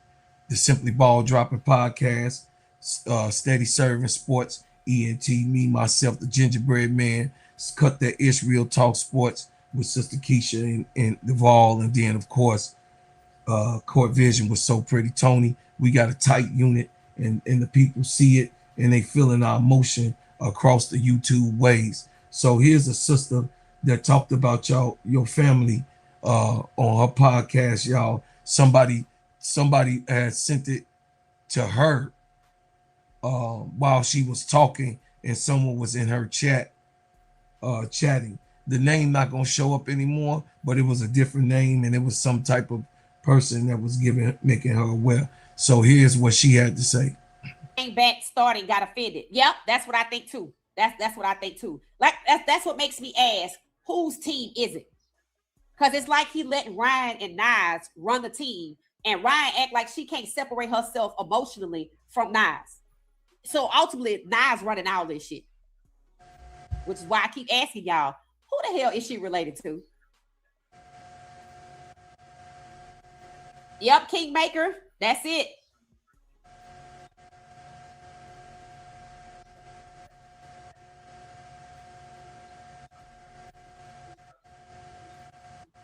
Oh, somebody said some podcast last night was clipped about their rant on the Dream and how the players are treating Angel like the Sky did. I mean, honestly, here's what fans said about the way Angel's being treated, frozen out. They said that's exactly what happened in Chicago. They didn't work her into the offense. They wanted her just to get the rebounds off of their missed shots. That's it. So this sister talked about, she had some good points But I just wanted to show y'all that we not up here being dishonest. Shout out to the sister. You know, go over there. Her name is What She Said Sports. She one of the aunties for Shador also. So she's known as one of the aunties that campaigns for Shador. But I wanted to let y'all know, that's why I changed the background to let y'all understand, man. We are here to give y'all me in particularly running this show is to give y'all my best take and the best way that I seen in all of my years and you know what I mean, playing basketball, being around professional basketball players, growing up with them in the same house, you know what I mean, sleeping in, you know what I mean, in the same rooms with my cousins and watching them grow up and we hooping together and they was able to, you know, play professional ball, you know what I'm saying, and being a part of their lives and growing. So I could only, you know, bring you guys to a surface of what I know, me physically, and how I played the game, and also what I've experienced while playing the game with others amongst me. So shout out to the sister. You know, she had some good valid points. T. Camilla, she kind of sounded like you a little bit. You know what I'm saying? She really did, because in her understanding, she want to know who the hell Nas Hillman is kin to. she wanna know who the hell Nas Hillman is kin to be chucking them, you know what I mean, chucking them shots up the last game. And we all was like, what, why was that happening? And like I said before on that last take, y'all, I think that Jordan Canada, what in particularly freezing me personally, I didn't think that she was freezing Angel out. I just, like me and Brooklyn was just talking about too, you typical. I think that she has a lack thereof, right? Of finding Angel, because she's a shoot first type of point guard. And you know, sometimes they get into them zones, like I said when I started the show, you know, when me and Brooklyn was starting this giving our take, sometimes shooters get into this type of thing where they just shooting the ball and they not paying attention of anyone else, because they want to be the person who's the one to be the hero. And when you get into hero ball, you disappoint a whole bunch of people. You disappoint yourself, because you're not gonna hit every shot that you put up. You know, that's one of them nights. If you haven't one of them nights, yes, shoot the damn ball for God's sake. But you not having one of them nights. What the hell are you 6 for 18 and you thinking you having a good shooting spree? No, you're not. No, you're not.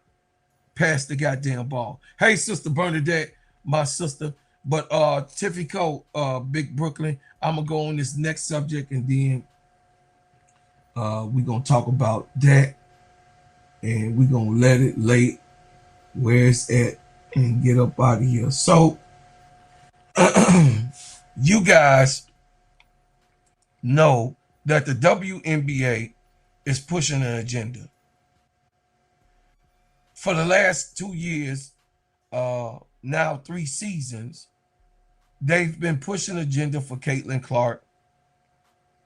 And of course, you guys see Portland, you guys see the Valkyries, and now the Toronto Tempo, you know, starting to, you know, change the idealism of what an expansion team is. Okay, so what I'm going to be clear on, what is the agenda that you guys see that the WNBA is doing?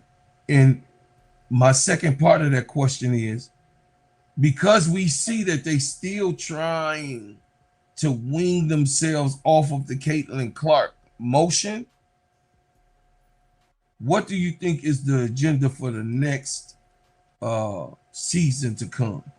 That's been on my mind to do it on the last show, but I'm able to get it off on this show. So I can start with Tiffy Cole. Go ahead. Yeah. I think they're still trying to do I feel like we all knew that when Juju comes in 2028, the curtains close for Caitlin.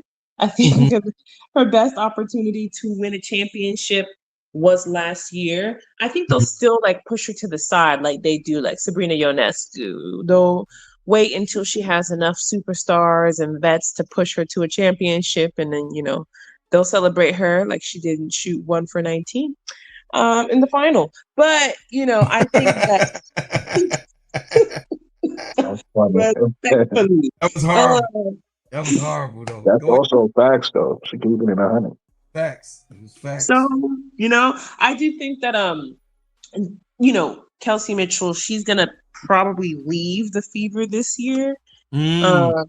So I don't know what superstar they're gonna shackle up in there and to put next to Caitlin afterwards, but we will see. I think this is pretty much their last year. It's gonna be championship or a bust for the Fever. And they have already started the next agenda, which people aren't gonna like it, but oh well, Dallas is definitely being pushed as like a destination. That's the reason they allowed Dallas to get the number 1 pick, knowing that they're gonna waste it on AZ Fudd. But I think they overcorrected because nobody expected Olivia Miles to be this good. We did, right? I did. I was the one calling her generational when people would get mad when I said she was generational. Hey, Brooklyn, we got cussed out. You remember? Those same people. Listen, not to go sidetrack. People be want to know why I disrespect Duvall so much. But that conversation about Olivia Miles and what was the other girl named Cheyenne Sellers? That's where that started from. It was a debate between me and another gentleman about Olivia Miles and Cheyenne Sellers, and I was saying Olivia Miles is generational. That person was like, "I'm saying she generational. Cheyenne Sellers is gonna be this, that, and the third." And I didn't see Cheyenne Sellers since, and I ain't heard nobody apologize yet. But it is what it is. But you know what I mean? But it is what it is. They still chose sides against me. Your man Duvall still chose sides against me, and be wondering why I disrespect him in the chat. That's why. That's why I be saying, bro, call can't save you.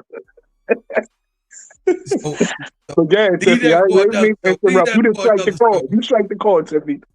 I mean, leave that for another show. I don't know what's going on there, but I mean, it's true. Like, unless you were watching Notre Dame closely in 2024, and 2024, 2025, and 2026, I guess TCU in that last year, you wouldn't know what type of player Olivia Miles was. If you were a Chicago Sky fan, you were watching Olivia Miles because you thought that she was going to come out last year and she was going to go to Chicago, right?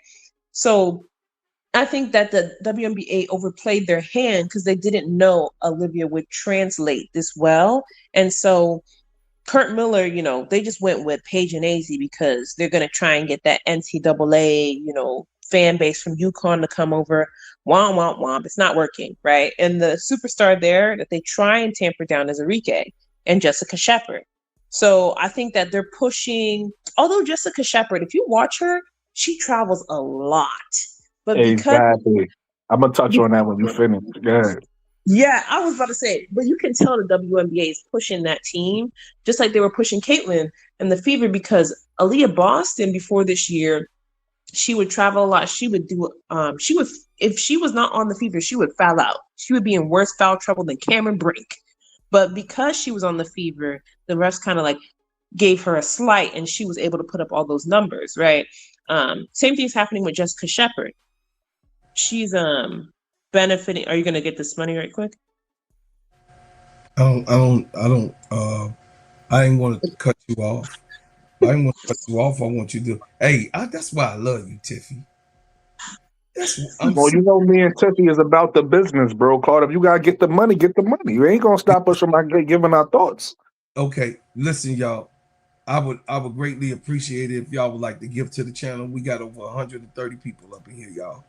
We talking about basketball and really giving knowledge and and giving our takes about the basketball. And then I would ask for you guys to subscribe to the channel. That's the most thing that I want. Those of you guys that have not subscribed to this channel, subscribe to the channel, and also like it and share it with someone else. The other thing, I'm gonna say this, Brooklyn, you know, on my show, because it was on record and I had to do it in the public. You and Duvall thing don't happen here, okay? We all could be wrong. You know, me and you, we want 100. You know what I mean? Like I said, y'all handle that as men. Y'all think, once again, I think y'all need to talk to it. But like on shows like this, I have to, you know, I ride out with who I ride out with. You already know that, with yourself included. I'm a solid person. I'm a peaceful person, and I'm a brother in the midst of it. But I have to address it that, you know, Duvall can be wrong sometimes.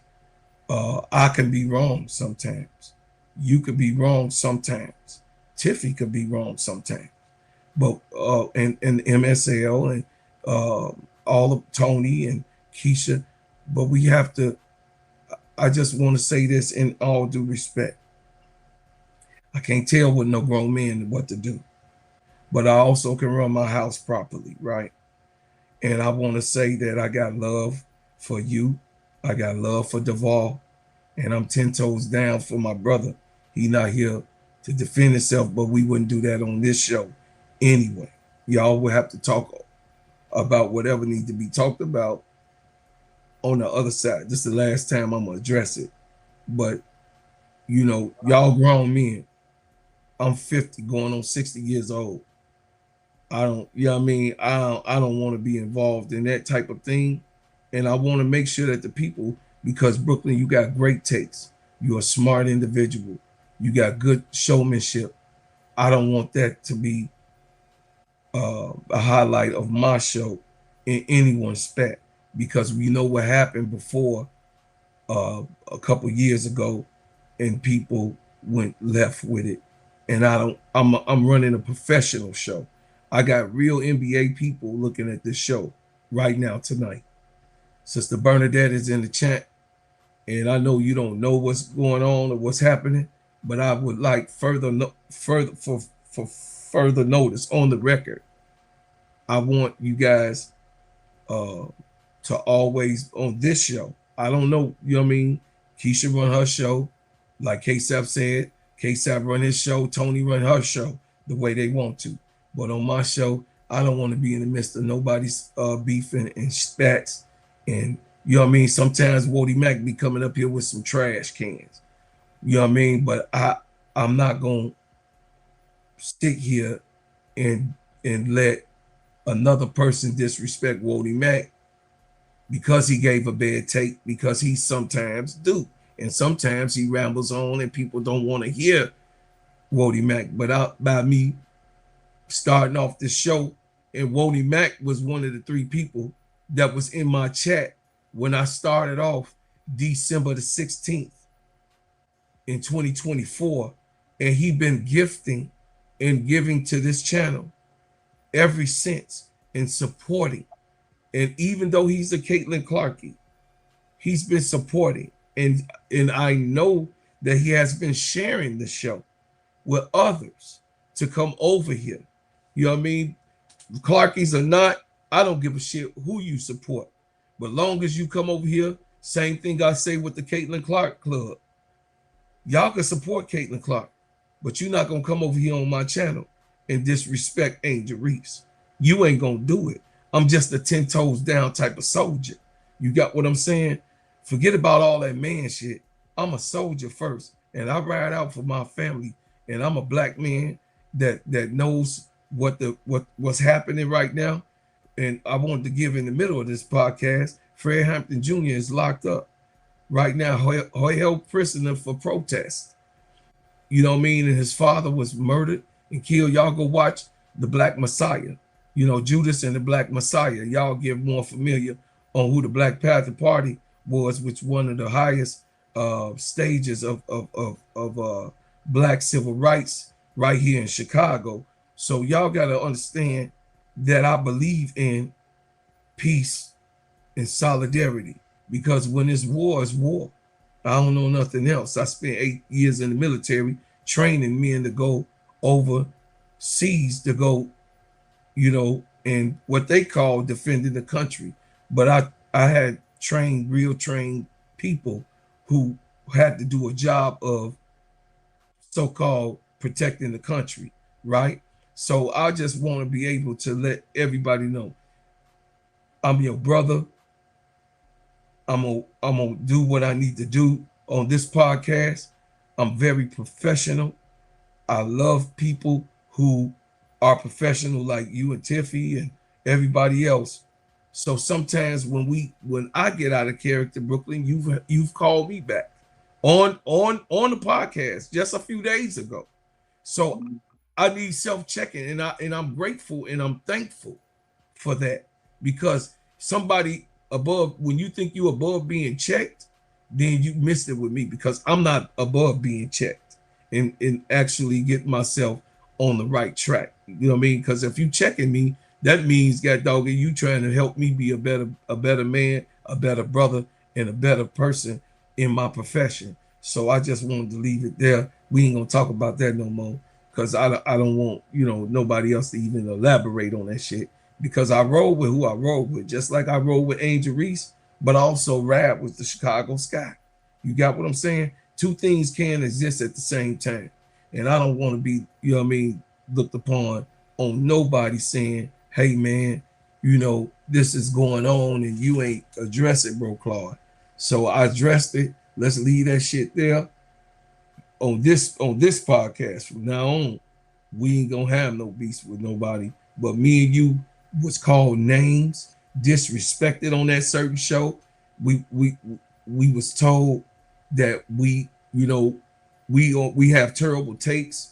The man hung up on me one time when the show was on live. Some of y'all that was there seen it happen, and they told me that Olivia Miles was not a point guard. They told me that I know nothing about basketball with those terrible takes that I was given about Olivia Miles, and questioned my integrity on what I know, not knowing the things that the chat now knows about who I really am and what I was. I wasn't flexing or anything like that. So you are right, Brooklyn. We got disrespected and called names in that particular time. You know what I mean? On that particular show. You know what I mean? For it's not anybody gonna get away with it, but when we say names, meaning that we have bad takes and we don't know what we're talking about, and that was idiotic to even think that Olivia Miles was a point guard.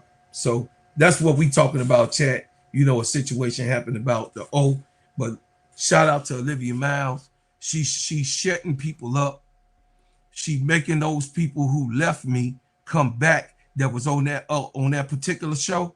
Those people have now been coming back. Tiffy Cole know what I'm talking about. They have been coming back because I give good takes, and I'm a man that believe in what I believe in, and I believe in giving the people what they want on my show. And this is a basketball channel for women, and women. Angel Reese's platform right now, right? Listen, ain't nobody gonna change it. This ain't no goddamn Caitlin Clark channel. So if you want Caitlin Clark, go over there. I'm gonna talk about Caitlin Clark. I'm gonna criticize Caitlin Clark. I'm gonna talk good about Caitlin Clark. But if you want somebody to glaze Caitlin Clark, go over there. I'm gonna glaze Angel Reese over here. So if y'all ain't got no problem with that, let's continue on. So my next thing is, y'all, my next subject is A'ja Wilson. Do y'all feel that A'ja Wilson is totally being disrespected as we speak? Because I had to talk about this before we even close this show, man. I had to talk about, do y'all think with A'ja Wilson right now, what she's doing right now, and we still talking about these other complected players and not the WNBA still have not caught up to embrace the real face of the WNBA, which I always thought that the greatest player is the face of any sport. So why are we still talking about these other players who is a lower tier than Asia Wilson, period, outside of the Angel Reese, Caitlin Clark battling thing? But I'm talking about their conversations that's being had even right now, that Caitlin Clark is the greatest player of all time, and this Paige Beckers is the greatest player of all time. And even some of us that's crazy Angel Reese play, most of us, most of us that's Angel Reese, we give kudos to the GOAT, because Angel Reese always loved the veterans. But I just want my question to my panel is, why is it that people can't accept Asia Wilson as the GOAT and the face of the WNBA? She's beautiful. She's bold. She dates an NBA player. She's definitely marketable. So she shot that down. And wherever, Angel has opened up those doors, wherever Angel was, she was there also. So I give it to Brooklyn, because Tiffy started off last time. So would y'all please answer this question for me? Why are we still talking about this right now, today? You probably not gonna like my take then, because Go ahead. I don't feel like Asia Wilson is the face of the league, and it's not fair to Asia. She should be the face of the league, right? But the face of the league is the person who transcends the sport, right? Regardless if you like the person or you don't like the person, it's the face that everybody knows, right? It's the face that you could use to bring in new fans, right? That's the face of the league, right? It's the face of the person that's gonna represent your league, right? And be the ambassador for your league, right? So even though Asia Wilson embodies all of those qualities, she's not popular, right? Outside of the sport, a lot of people don't know who she is. That people who don't watch women's basketball don't know who she is. So in this day and age, with name, image, and likeness that college has bought into the pro sport, she can eventually be that player. The bigger her name get, the bigger, and that's up to now the people that she's in business with, that she's partnered with, right? The Nikes and the other people that she's endorsed by, has to put her face out there more, and her game has to be marketed to people so they know, she's young and she have all of these accomplishments and she's doing this, and this is how she stack up to the greats, so people could know who she is. People that's into WNBA or into women's basketball know exactly who Asia Wilson is. So to the people who follow women's basketball, Asia Wilson is the face of the league, right? But to the people who don't, is it maybe a casual fan or don't watch women's basketball, they don't know who she is. So the face of the leagues are Caitlin and Angel, right? Those are the people who transcend the sport, where even if you don't watch women's basketball, you know those names, right? Or you heard them before. And I would argue Angel is actually the real face of the league, because Caitlin is known to people, again, people who's into the sport, people who love women's basketball, people who love the WNBA. People know Caitlin, but people know Angel that don't even watch basketball, right? Regardless if you love her or hate her, regardless if she's a villain to you and all you care about is her lowlights, regardless if she's a hero to you and you want to champion her, you know who she is. She's the biggest star in women's basketball, regardless if you know it because you hate her or you know it because you love her. Angel Reese is the biggest face in women's basketball. And not only is she the biggest face in women's basketball, she's clearly the biggest face when it comes down to social media. And we know in this day and age, social media is actually more important than live TV. People is watching, consuming things on a phone more than they actually sitting down watching TV. So all of those things right there tells you that Angel Reese is really the face of the league. Now, should it be like that? No, Angel Wilson should be the face of the league. But again, we know women's basketball isn't on the same level as MLB or NBA or all these other American sports, where typically the best person in the sport, because the sport is so popular, everybody's going to know the best person in the sport, and that's going to be the face of the league. Women's basketball hasn't quite made it there yet. It's on the way to that. So right now, today, the best person in the sport isn't the face of the league, which is A'ja Wilson, right? The face of the league is the one that everybody knows, and that's Angel Reese.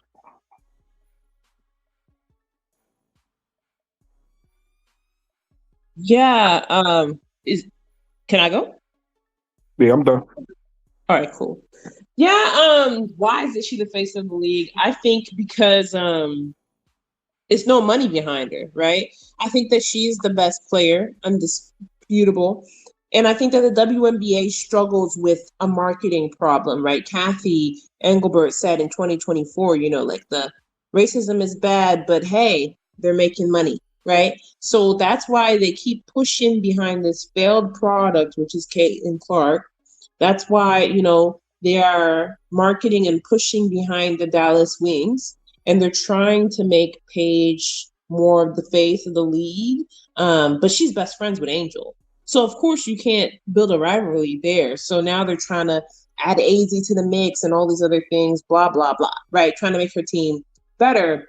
But I would say, I don't like men's comparisons to the NBA, but I think they did a better job when it came to realizing multi-talented people, right? Because you're looking in the mid 2010s, right? There was still LeBron, but you had Steph's talent was so pronounced that they had to lift him up and make him a face of the league. At a point in time, John Morant was like a secondary face of the league, right? And so that's where the WNBA fails, because yes, you need to have a face of the league.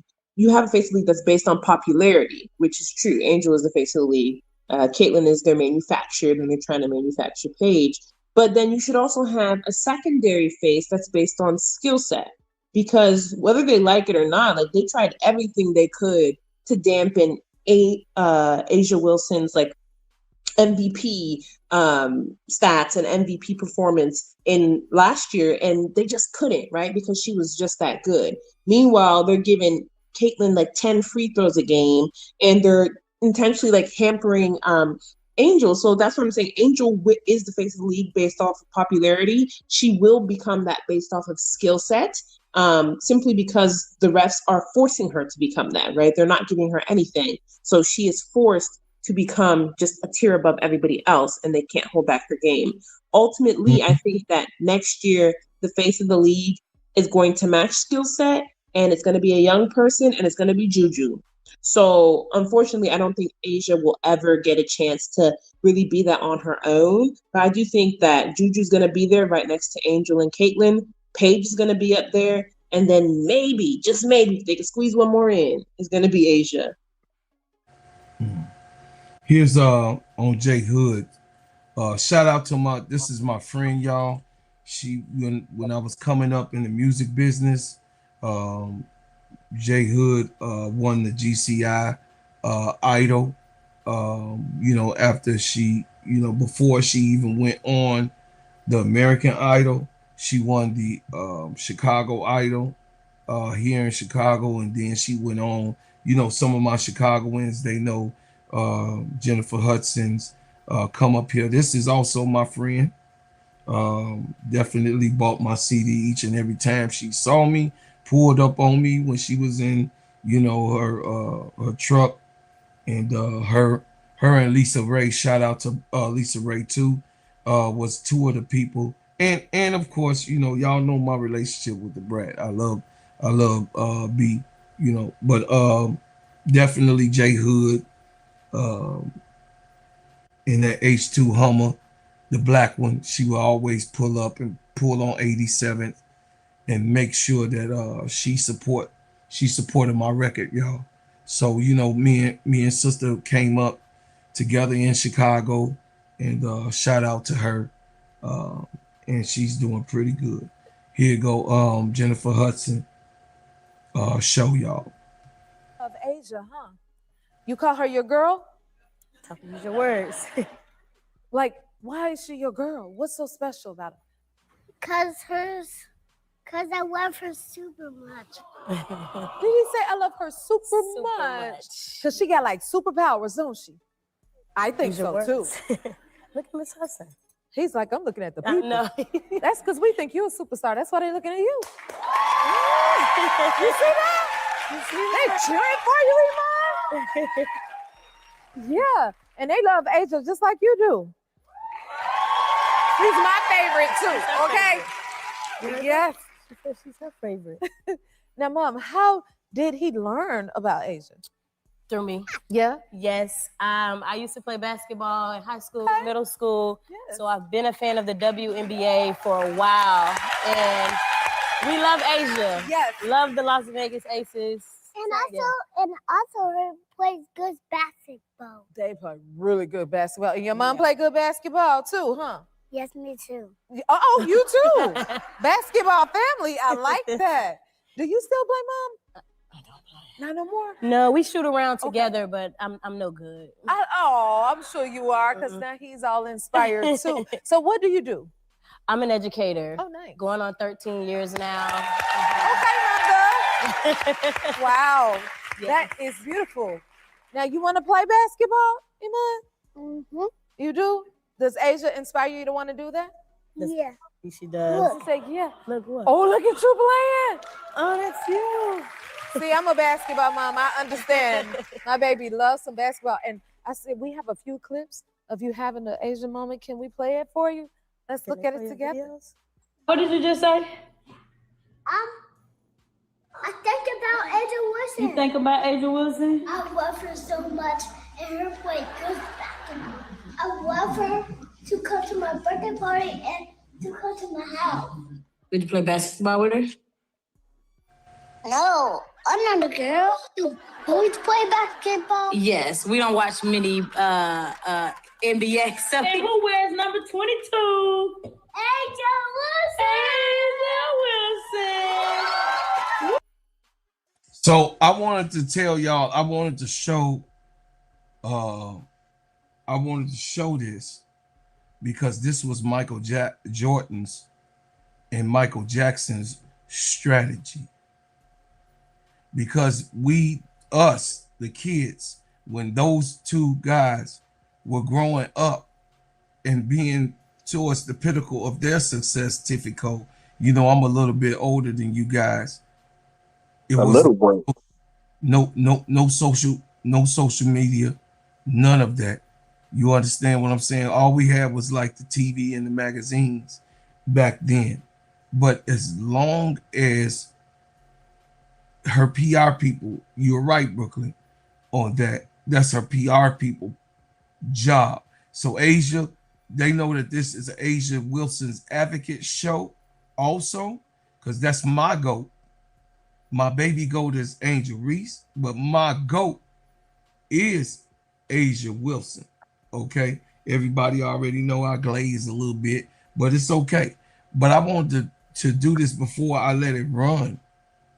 I think that you guys are probably not seeing a strategy that is now starting to be done with Asia that I'm also going to be a part of too, of making sure her name is there and in development of who, because guys, we're in the era of watching WNBA basketball with the greatest player of all time in women's basketball. Trophy-wise, play-wise, the dominance, the physicality, all of the attributes that a person that can rule a court, take over a game, and win it all 3 times, 4 times MVP.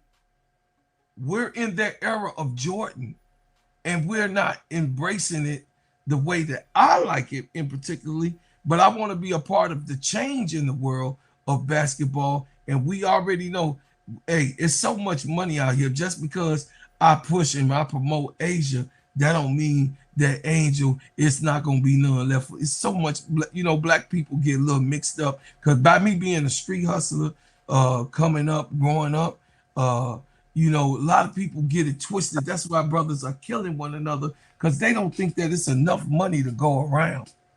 Money ain't been stopped being printed for hundreds of years. Money is still being printed. The problem is that the crab in the barrel mentality, that it ain't enough for you or me because I'm out here. You know what I mean? We even have this problem on the YouTube streets, which me and Brooklyn know about. You know what I'm saying? Like, YouTube pay you. I'm not getting none of your money of what YouTube say that you done. So why the hell you over here bothering me? Because I get paid from YouTube also because I'm a partner. So, you know, we get a crab in the barrel mentality, and that's when the third eye goes to sleep when it comes to our people in particular. But let me go ahead. Yay! So, Iman, because you want her to come to your house, you want her to come to your basketball, you want your birthday party, stuff like that. So would you play basketball with her? What would you do if she came to your house? Have you thought about it? She can come anywhere with me. Anywhere? Okay, so that means you want to meet her one day? Mm-hmm. And I like to meet her. You want to meet her? That sounds like fun. And you're turning 5 in like a few days, and you said you want her to come to your birthday party too, right? Yeah. Mm-hmm. Well, can we give you a little birthday present? You want a birthday present? Yes. Yeah. Okay. Asia, come on out here. Who's that?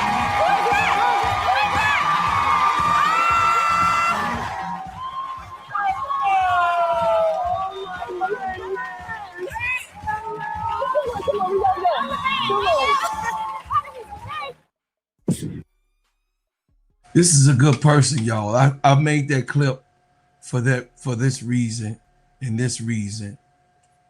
As long as you got kids watching basketball, as long as you got little ones like my little man, as long as like I got all my girls, they know who Asia is. You know what I'm saying? And like you said, Brooklyn, you know, it's about the love, the hate, and the whole qua, which Angel has. Okay? And she is, I made a video, which you probably already seen, that Angel is the face of the WNBA, even more so than Caitlin. For Caitlin, it's the white people more. She has a majority of white people. She has that more rooting for her of the white people and the white, but they don't go to the culture. You know, some of those white people are racist white people who don't like our culture, who fails to understand what demographically what it means to hate Angel Reese because of the color of her skin, or what you don't think that she has. She's not on the level of Caitlin Clark to ever disrespect her or beat her. You know what I mean? Like the president's wife, Jill Biden, didn't like that Angel Reese beat Caitlin Clark in the LSU and Iowa finals. So she wanted to do something about it, which was to invite Caitlin Clark, which never was done in the Iowa Hawkeyes, the same time that LSU was invited. So we're here. But Asia Wilson got it out the mud, y'all. Asia Wilson is the greatest player of all time right now statistically, and she just made 30. She'll be 30 years old this year. And she's at the peak and pivotal point of her career where she's just now starting a rocket ship, and people acting like this is a 36-year-old woman. You know what I'm saying? Like tides wouldn't happen for the best. I believe that the best should be acclimated.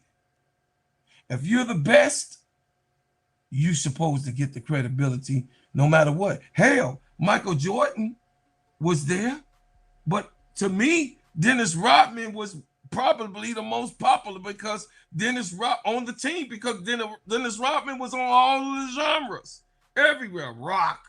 He dated Madonna. I mean, everyone knows Dennis Rodman.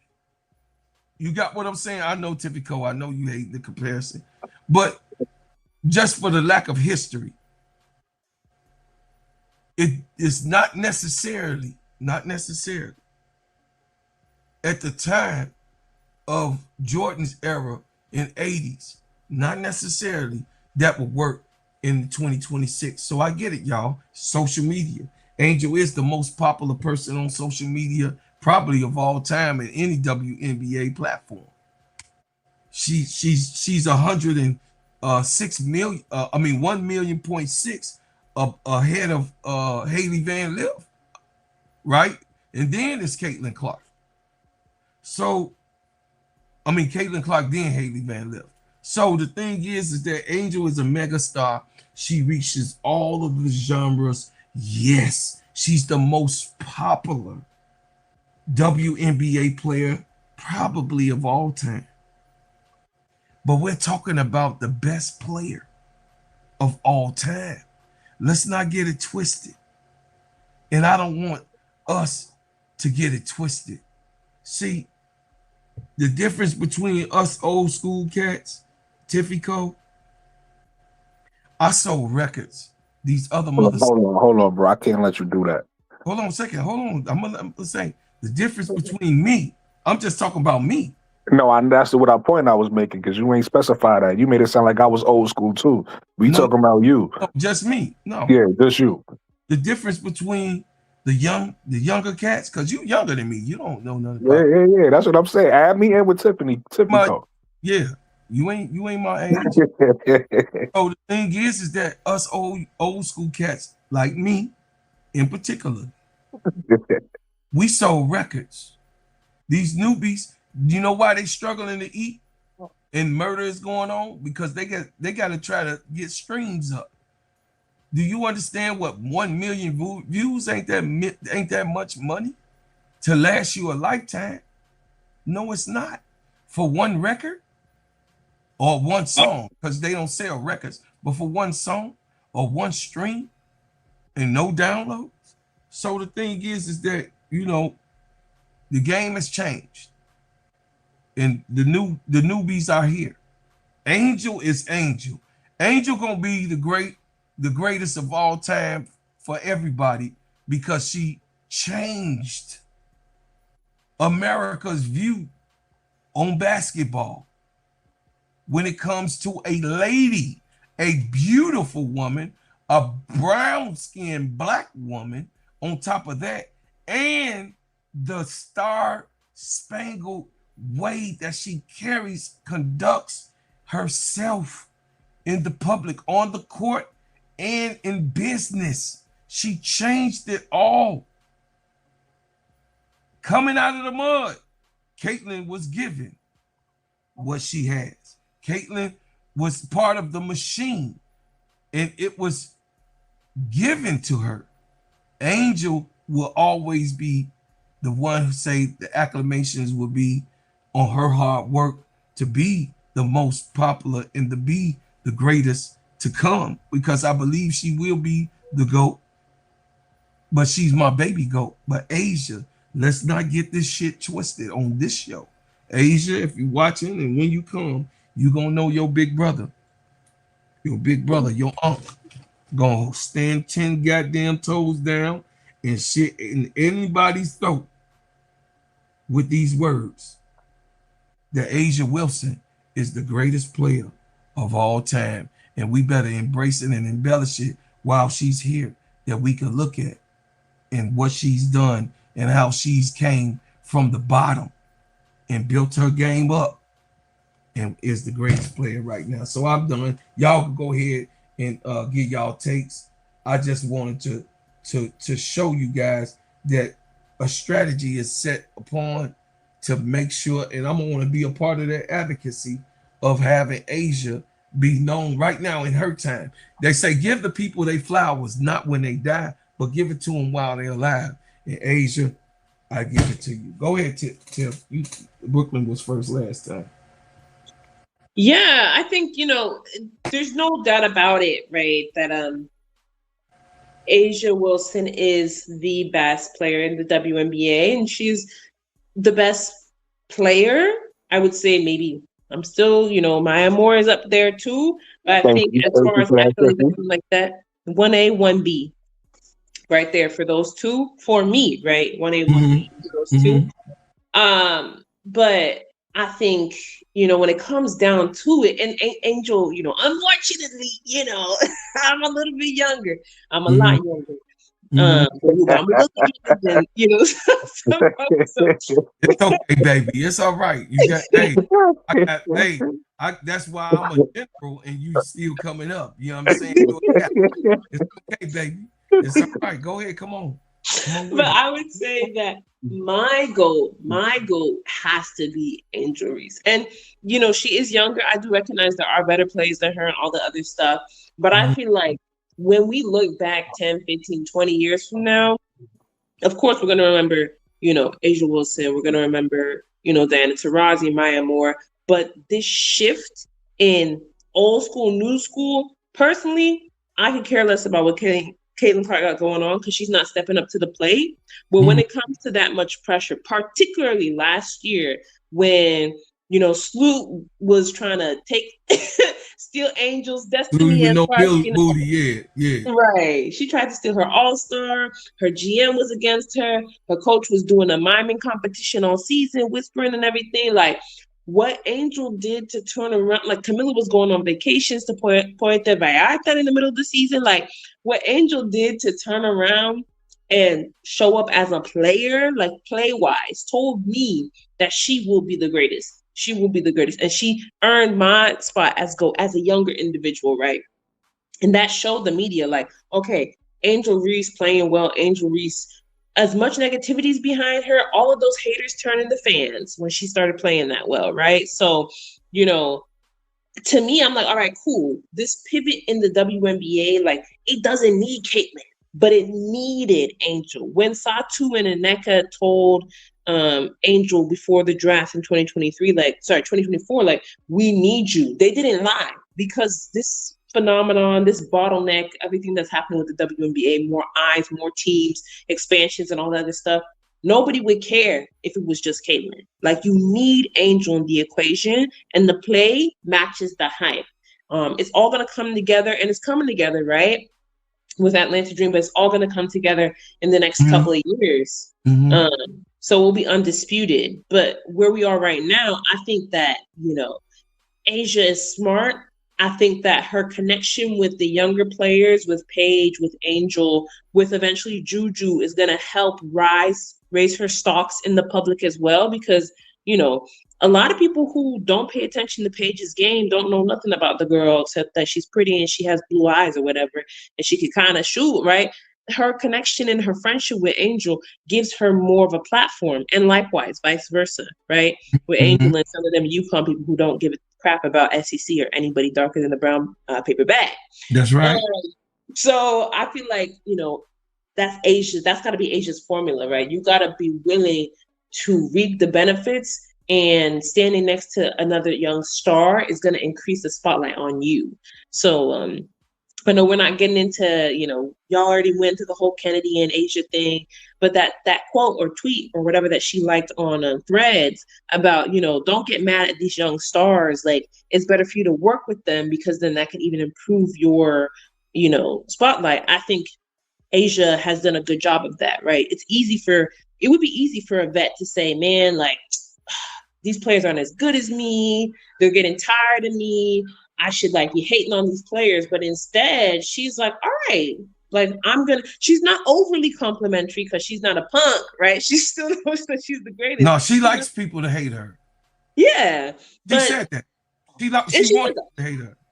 She wants that negativity because she doesn't care. She knows how well she can play, but she's never going to take it out on another player, right? The younger players, which I think is the difference between what you'll see between some of these vets, like Sloot, and A'ja. A'ja knows that, okay, I'm going to be me. Like, this player being more popular than me doesn't do nothing to harm me. But don't forget about me. And she's building those relationships. She's networking. Networking goes both ways, right, in the league. So You know, I think she's doing a good job, and I think the young stars are needed in the game. And I don't think it's, you know, I don't see it as disrespect. I just see it as like the currency of today comes from the younger players. And if you're a superstar and you're an older player, like it's a reason we talk more about Asia than we do Stewie. I'm not gonna say nothing about Stewie's abilities and this, that, and the third, but Stewie, she's friends with these younger players, but she's not as connected publicly with them the way Asia is. But Asia she's probably she's the second most decorated player. I don't know if people don't know this, but Asia Wilson Stewie just last year. She was behind Stewie in acclamations, but this last season, just Stewie hands down with Defensive Player of the Year, MVP, Horn Champion, leading in block, Finals MVP, and winning a championship. No one ever done that but Michael Jordan on the planet, ever. So two people that ever did that. And this is why I'm glad that you said what you said, Sister Tiffany. I wanted to make you aware. It's only two people. As much as we love Baby Goat, right now, two people, which is a hard thing. You know how many hundreds of thousands of millions of basketball players that it is. It's only two people and was that ever done what Asia and Michael Jordan have done. And I'm gonna advocate for Hakeem Olajuwon did not do that. He did not he was not a defensive player of the year in the same time that he won a scoring championship. Never 6'8". Stop it. I know my fact. Stop it. He was not. There's only two people on the planet Earth that ever did that. That had all of those acclamations at the same time and win a championship. All in the same year. Two people on the earth right now exist today. And that's Michael Jordan, Asia Wilson. So, no, Hakeem Olajuwon didn't do that shit. Stop it. See, 6'8" be just, you be so off sometimes. I see you in the chat. Thank you for coming to the show. Hit the goddamn like button. You ain't live long as me. So you just learned something, young boy. All right? You young buck. Got milk behind your ears. Maybe sometimes if you just sit down and listen to older people, you will understand what the hell is going on. So, Tiffy Cole, now I'm going to talk to you and Brooke.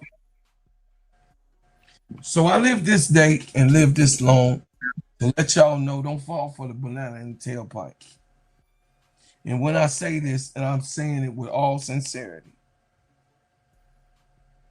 just because a person goes under adversity does not make them better. Just because we are on people who has went through greater adversities. In our heart, all of our heart is with Angel because of what she had to go.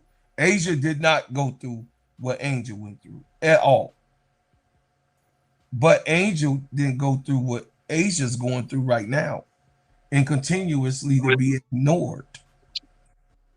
ignored on her greatness. How do you think that makes you feel? Because I was the ninth child. By the time my mother and father had me, it was like, okay, little nigga, grow up and keep going. You know what I'm saying? Because they was tired. While the other children that was older than me were able to get praised. It made me feel some type of way. But before my father passed away, he cleared that up and said that I was his most dependable child that he ever had. And I was his last hope. Made me feel better. But at the time when he was living, before he got sick and said that to me, I always felt like I was the ninth fiddle. So I'm coming from as we say, emotionally tied to certain things, I understand what it feels like.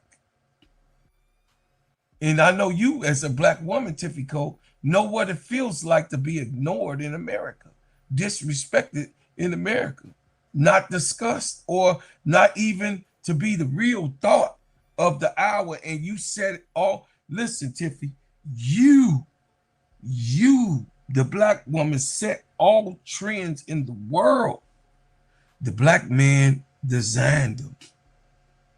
You had it in your womb of all of what they doing right now, wearing their hats to the left. You know what I'm saying? Listen, y'all, all this shit, the swag shit, this right here, you know what I'm saying?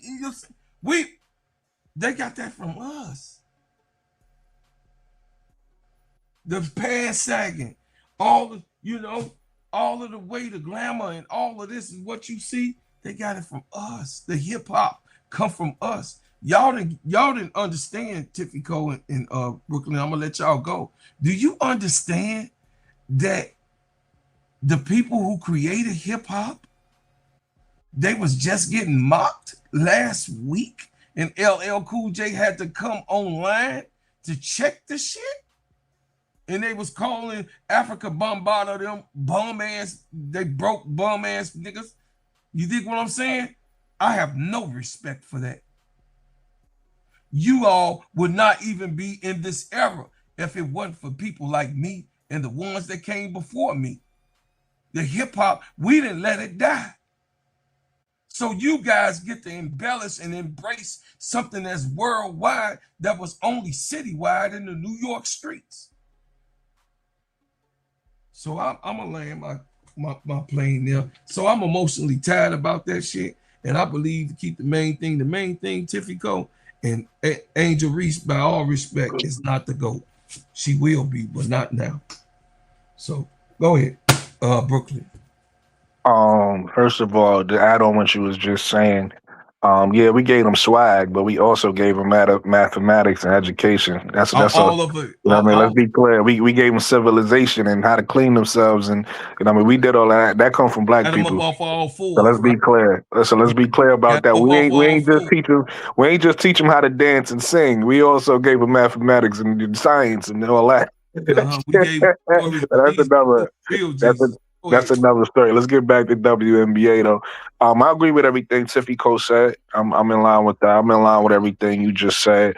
Like I said, the reason why I said Angel Reese is the face of the league is simply because of that's what a face of the league is, right? Like transition in the sport. But we all know who the best player in the league is. We all know who the face of the league should be. And that's not no disrespect to Angel Reese, because Angel Reese is the reason why I'm here. She's my favorite player, but I'm no dummy. Yeah.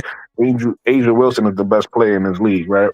And I think, so a couple things. One, first of all, let me say this to give Angel Wilson some praise.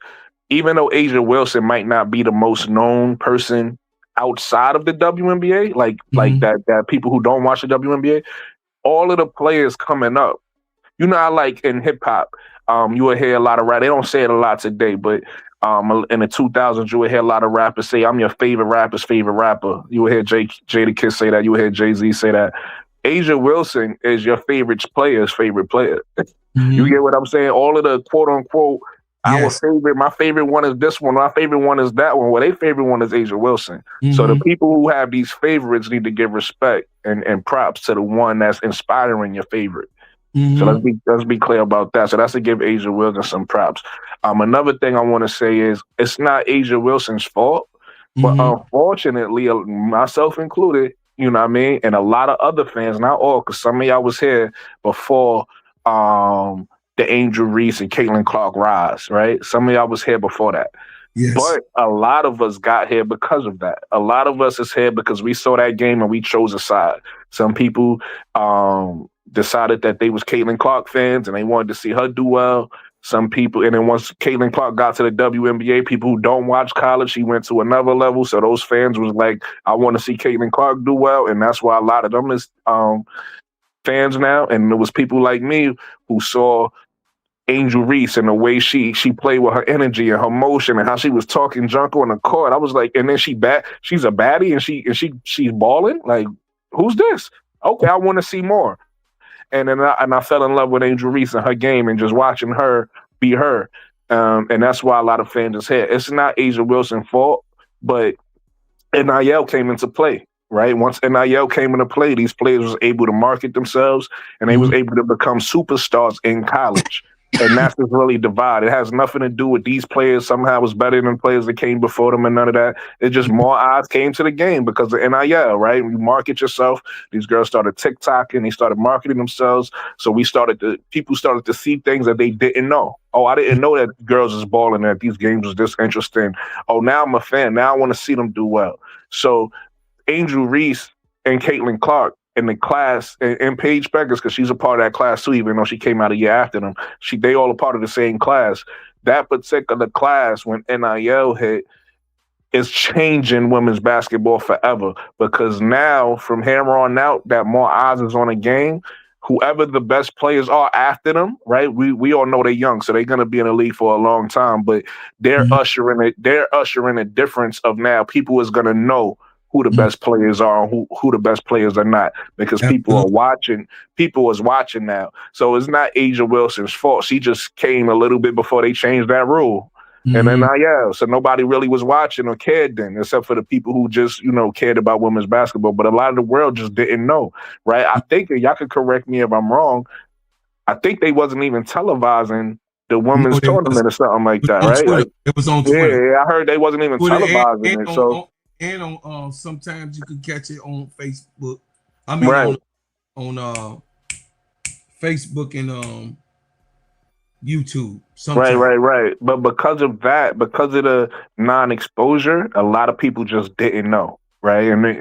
And so now, like I said, through the changes of a rule, they was able to get the exposure now, and now you able to see and watch games and see how talented and how good these women really are. You know what I'm saying? So again, Asia Wilson, and this is the last thing I'm gonna say.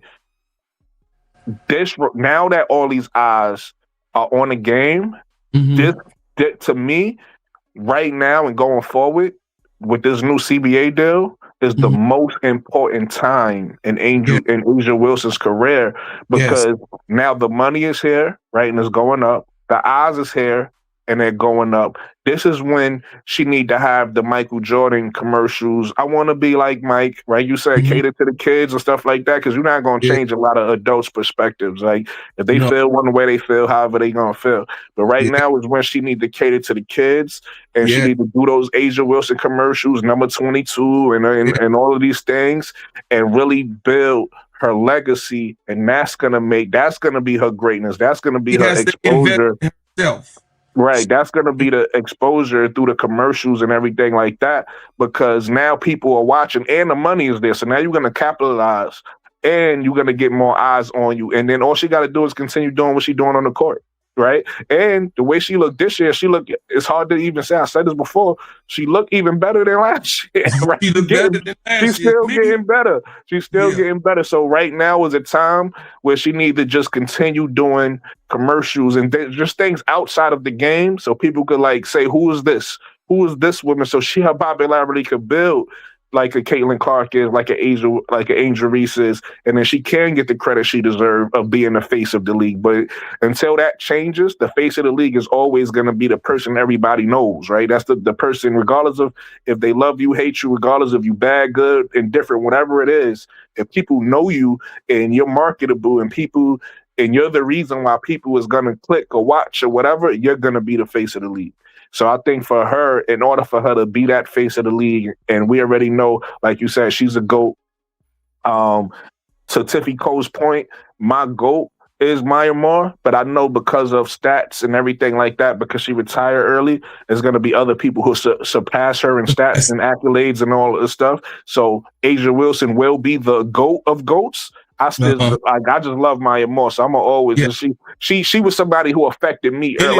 Before I was actually watching women's basketball, whenever I would pay attention, it was because of Maya Moore or Angel McCoughtry. Those are the two players that will make me look right. So shout out to Maya Moore, but the GOAT, we already know the GOAT and still playing and still balling and still collecting accolades is A'ja Wilson, and she will be the face of the league if she continues to do what she's doing as far as playing great on the court and then marking herself off the court so that more people could just be aware of her. Because I'm gonna be honest with you, one of the things before I really knew who she was, one of the things that made me aware of her was her doing the Paul George podcast. She went on Paul George podcast and they started talking about everything she accomplished. And I'm like, I ain't know that. And it was like, she's this, she got this. And so it was like, you got to do more of those things outside of the court so people that don't know you can actually get eyes on you. And then your popularity will build. And then you will be the one and only face of the league. Like you said, she is the GOAT right now. So yeah. So and both me and Tiffy Cole is a lot younger than you. Not a little. Don't get your ass cussed out. That's what you like. I didn't grill. They had me on the grill, y'all. Tiffy, they had your uncle on the grill this morning. I was in a hot 90-degree sun. You know what I mean? Luckily, I was in a shaded area, you know, in the forest preserve, and they had me grilling because they didn't want nobody else to make the food or touch it. So I was on the grill all day, Brooke and Tiffy, and you I already know how the big boys eat. You know what I'm saying? So we got to make sure our food be properly cooked, and you know what I mean. So hey, absolutely.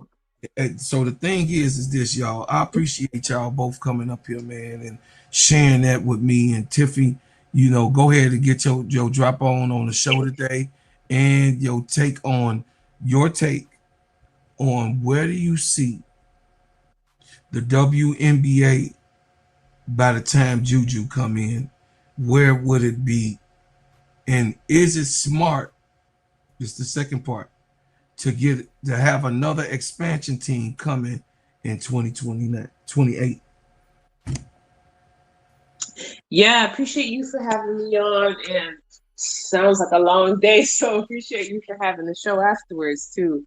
For us night owls, where the WNBA is going, I think, I think that there's going to be a new champion this year, either by hook or by crook. I think there's going to be a new champion this year.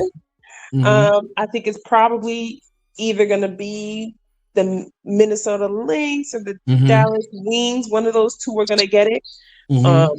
Because I think what the WNBA wants to do, they want to push this parity. They really want to force it, right? And I don't think that they're going to allow the Aces and A'ja Wilson to get another championship. They can't. They just won't allow it. They can't. And Kathy Engelbert definitely doesn't want that to happen because she just said herself, she is tired of giving A'ja Wilson awards. Okay? She said it. Which is crazy for her to say. But that's how I believe. Anyway, that's a side note. That's why I believe exactly what Fee said. She said, because Kathy, she thinks she thinks she untouchable. She do not respect these players. But anyway, so I think by the time Juju comes in, there's going to be this big masquerade of parody, right? They're going to say, oh, now, Juju's coming in. I think she's going to Houston. I don't think that she's going to a team in California. I think she's going to Houston too. Yeah. So the Houston Comets or Houston, whatever their name is, going to come back. I think that's going to be Juju's team. She's going to get a new coach, and they're really going to push the rivalry between the Comets and the Wings. They want that Texas rivalry.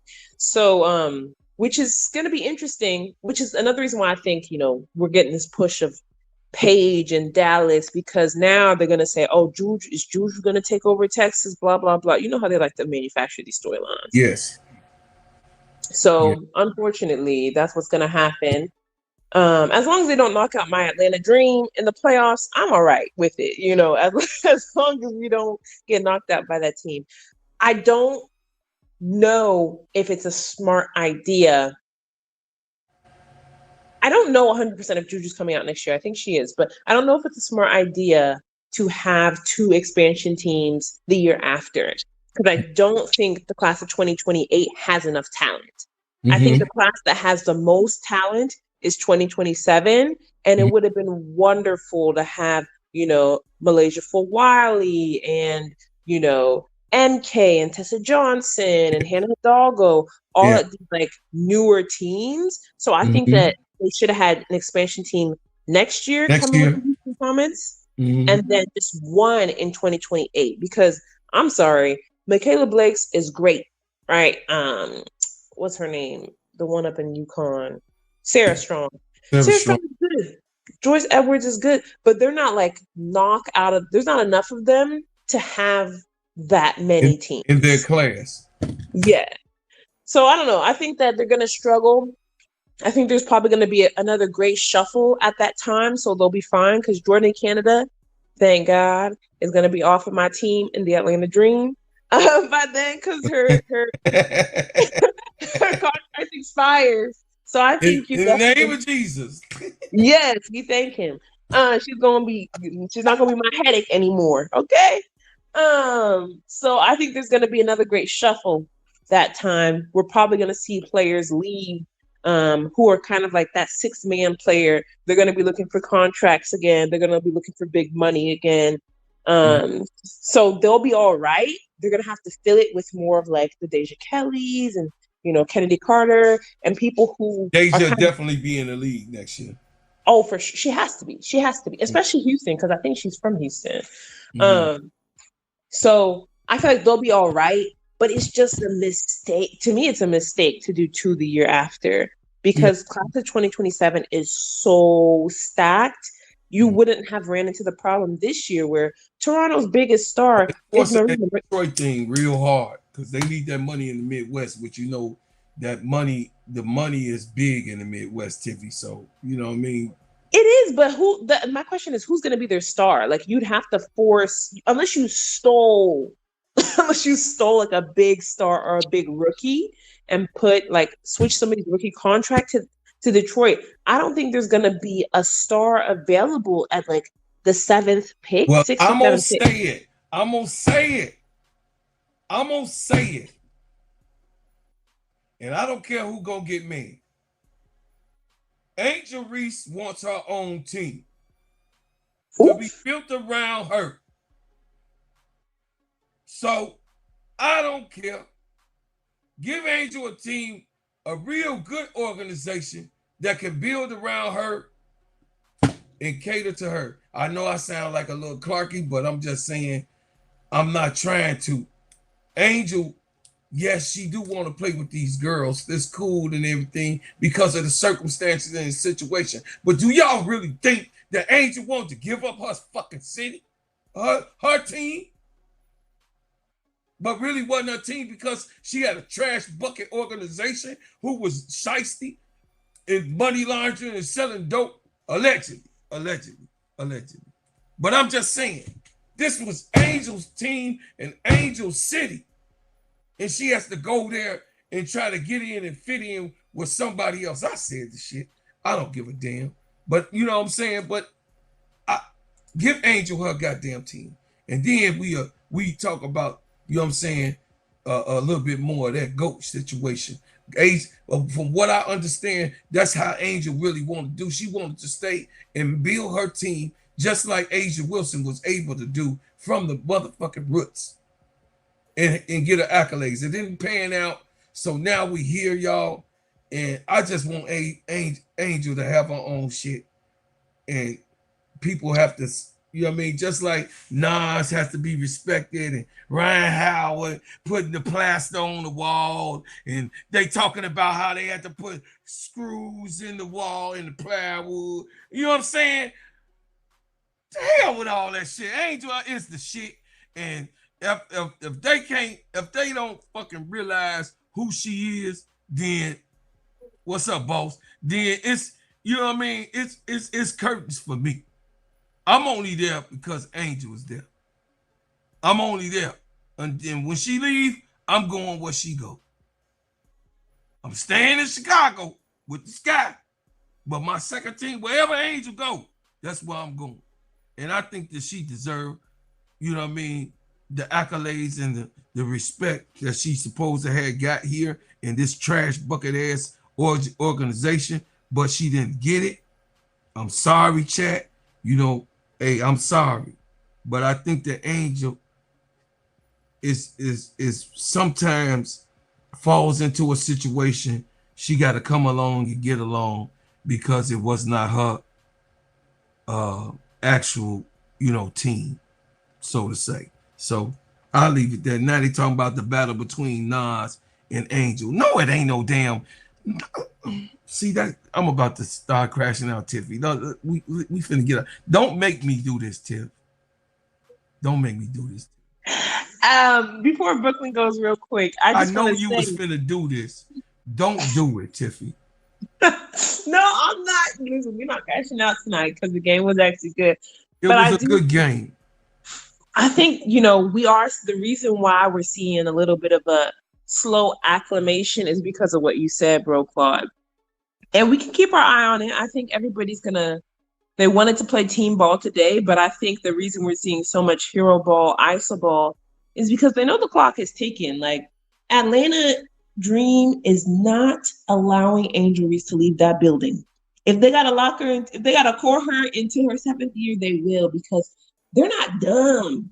They sold more jerseys in 2 days when they released Angel than they did the whole year. Yeah. Angel Reese is not leaving Atlanta Dream. They'll get rid of whoever they need to get rid of if that means that they can keep Angel. Now, Angel's not going to ask them to remove anybody, right? But I think that's the reason we saw a lot of hero ball, because everybody wants to kind of still show that they're a star. And it's like, no, like the same thing that's happening in Dallas. You have to play team ball if you want to win, right? So I think they're fixing it. I think it's going to take maybe a couple more games, but tonight shows that they listen to what the fans say. Who they listen to? Who said what? Say it for them, Tiff. No, they do listen, because remember the president of Atlanta Dream. What did she say? She said there was a 95% positivity on social media when they announced Angel Reese. They pay attention to that. So what you guys are doing, what all of us are saying, calling out Carl Semesco, calling out the players for their stupidity when they're playing and not getting inside out, that's how you know that somebody went into the office and said, Carl, that 5-out stuff is not going to run. That's why his system looked completely different today. And that's because it's not just the fans, but the front office listens to what the fans say. They're not letting Angel Reese leave that building. And if the fans say, hey, we're not supporting Atlanta no more because y'all keep playing in Angel Reese's face, it took but one game of fans being like, hell no. And it's not just the players, it's Carl Semesco. Now he acts like he has sense. That's because the front office is holding him accountable. So we got to keep doing what we're doing. Yeah, we gonna continue to do it. Like I said, we're gonna continue to do it. And you know, Brooklyn and you and KSAP and ADP and all, you know,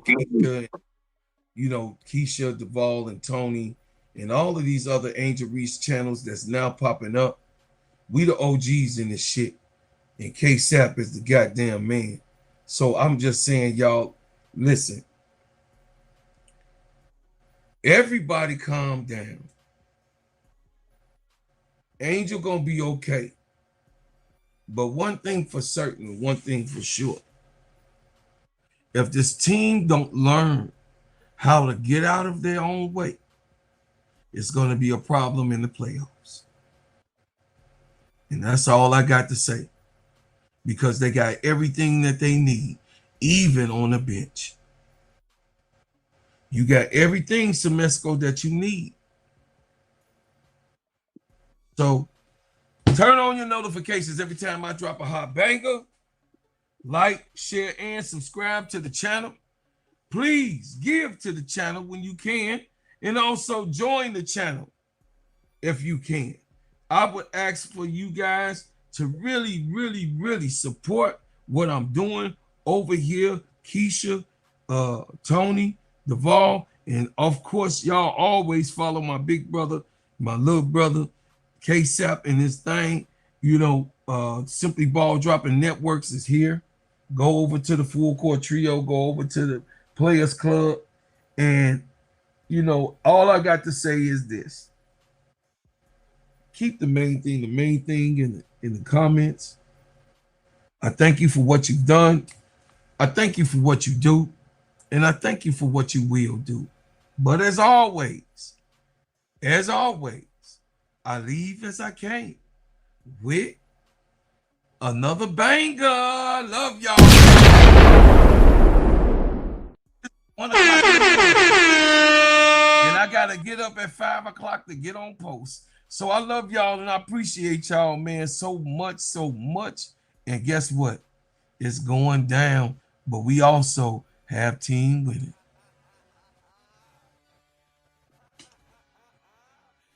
I'm about to go down south for the winter, boy.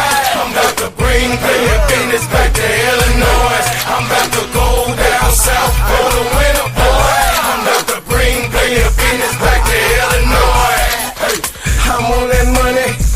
I'm on that hustle grind. I'm out to get what I got to get. I don't care about the time. These suckers know my name. Did man hold it down the game? I don't care about the fame. All I care about is get my change. You mad at my crew because you see us doing it. Got your chumps faded and we bringing true hits. This here wasn't easy, man. Got plenty of tears of pain. I done stood in the middle of the street where every bone in my body had pain. The hustlers feel, man. The haters wanna kill, man. They can bring me up in front of that judge. I'm pleading not guilty. I'm making y'all understand what is going on. Bread makers movement. And hell yeah, we going strong. Yeah, I'm in the zone, so I'm phoning home like I was E.T. I'm on top of my square and they can't beat me. I'm about to go down south for the winter, boy. I'm about to bring business back to Illinois. I'm about to go down south for the winter, boy. I'm about to bring business back to Illinois. When I was a little boy, I used to dream about this. Back coming out of Illinois, that dream became a big wish. I used to do my thing. They used to knock the kid, but they don't know what they do, cause look at what they did. They made me ride harder. They made my business smarter. I'm signing autographs for the rest of my life like Sean Carter. I packed it up, went down south and got on my business, man. With two of my boys, a whole lot of stickers and a little bit of hustle change. I was determined to dig myself up out this hole. I prayed every day, Lord, help me out this hole. So I grabbed my M16, I put on my Cavalier. I went to war with Kane and now your boys are shining stars.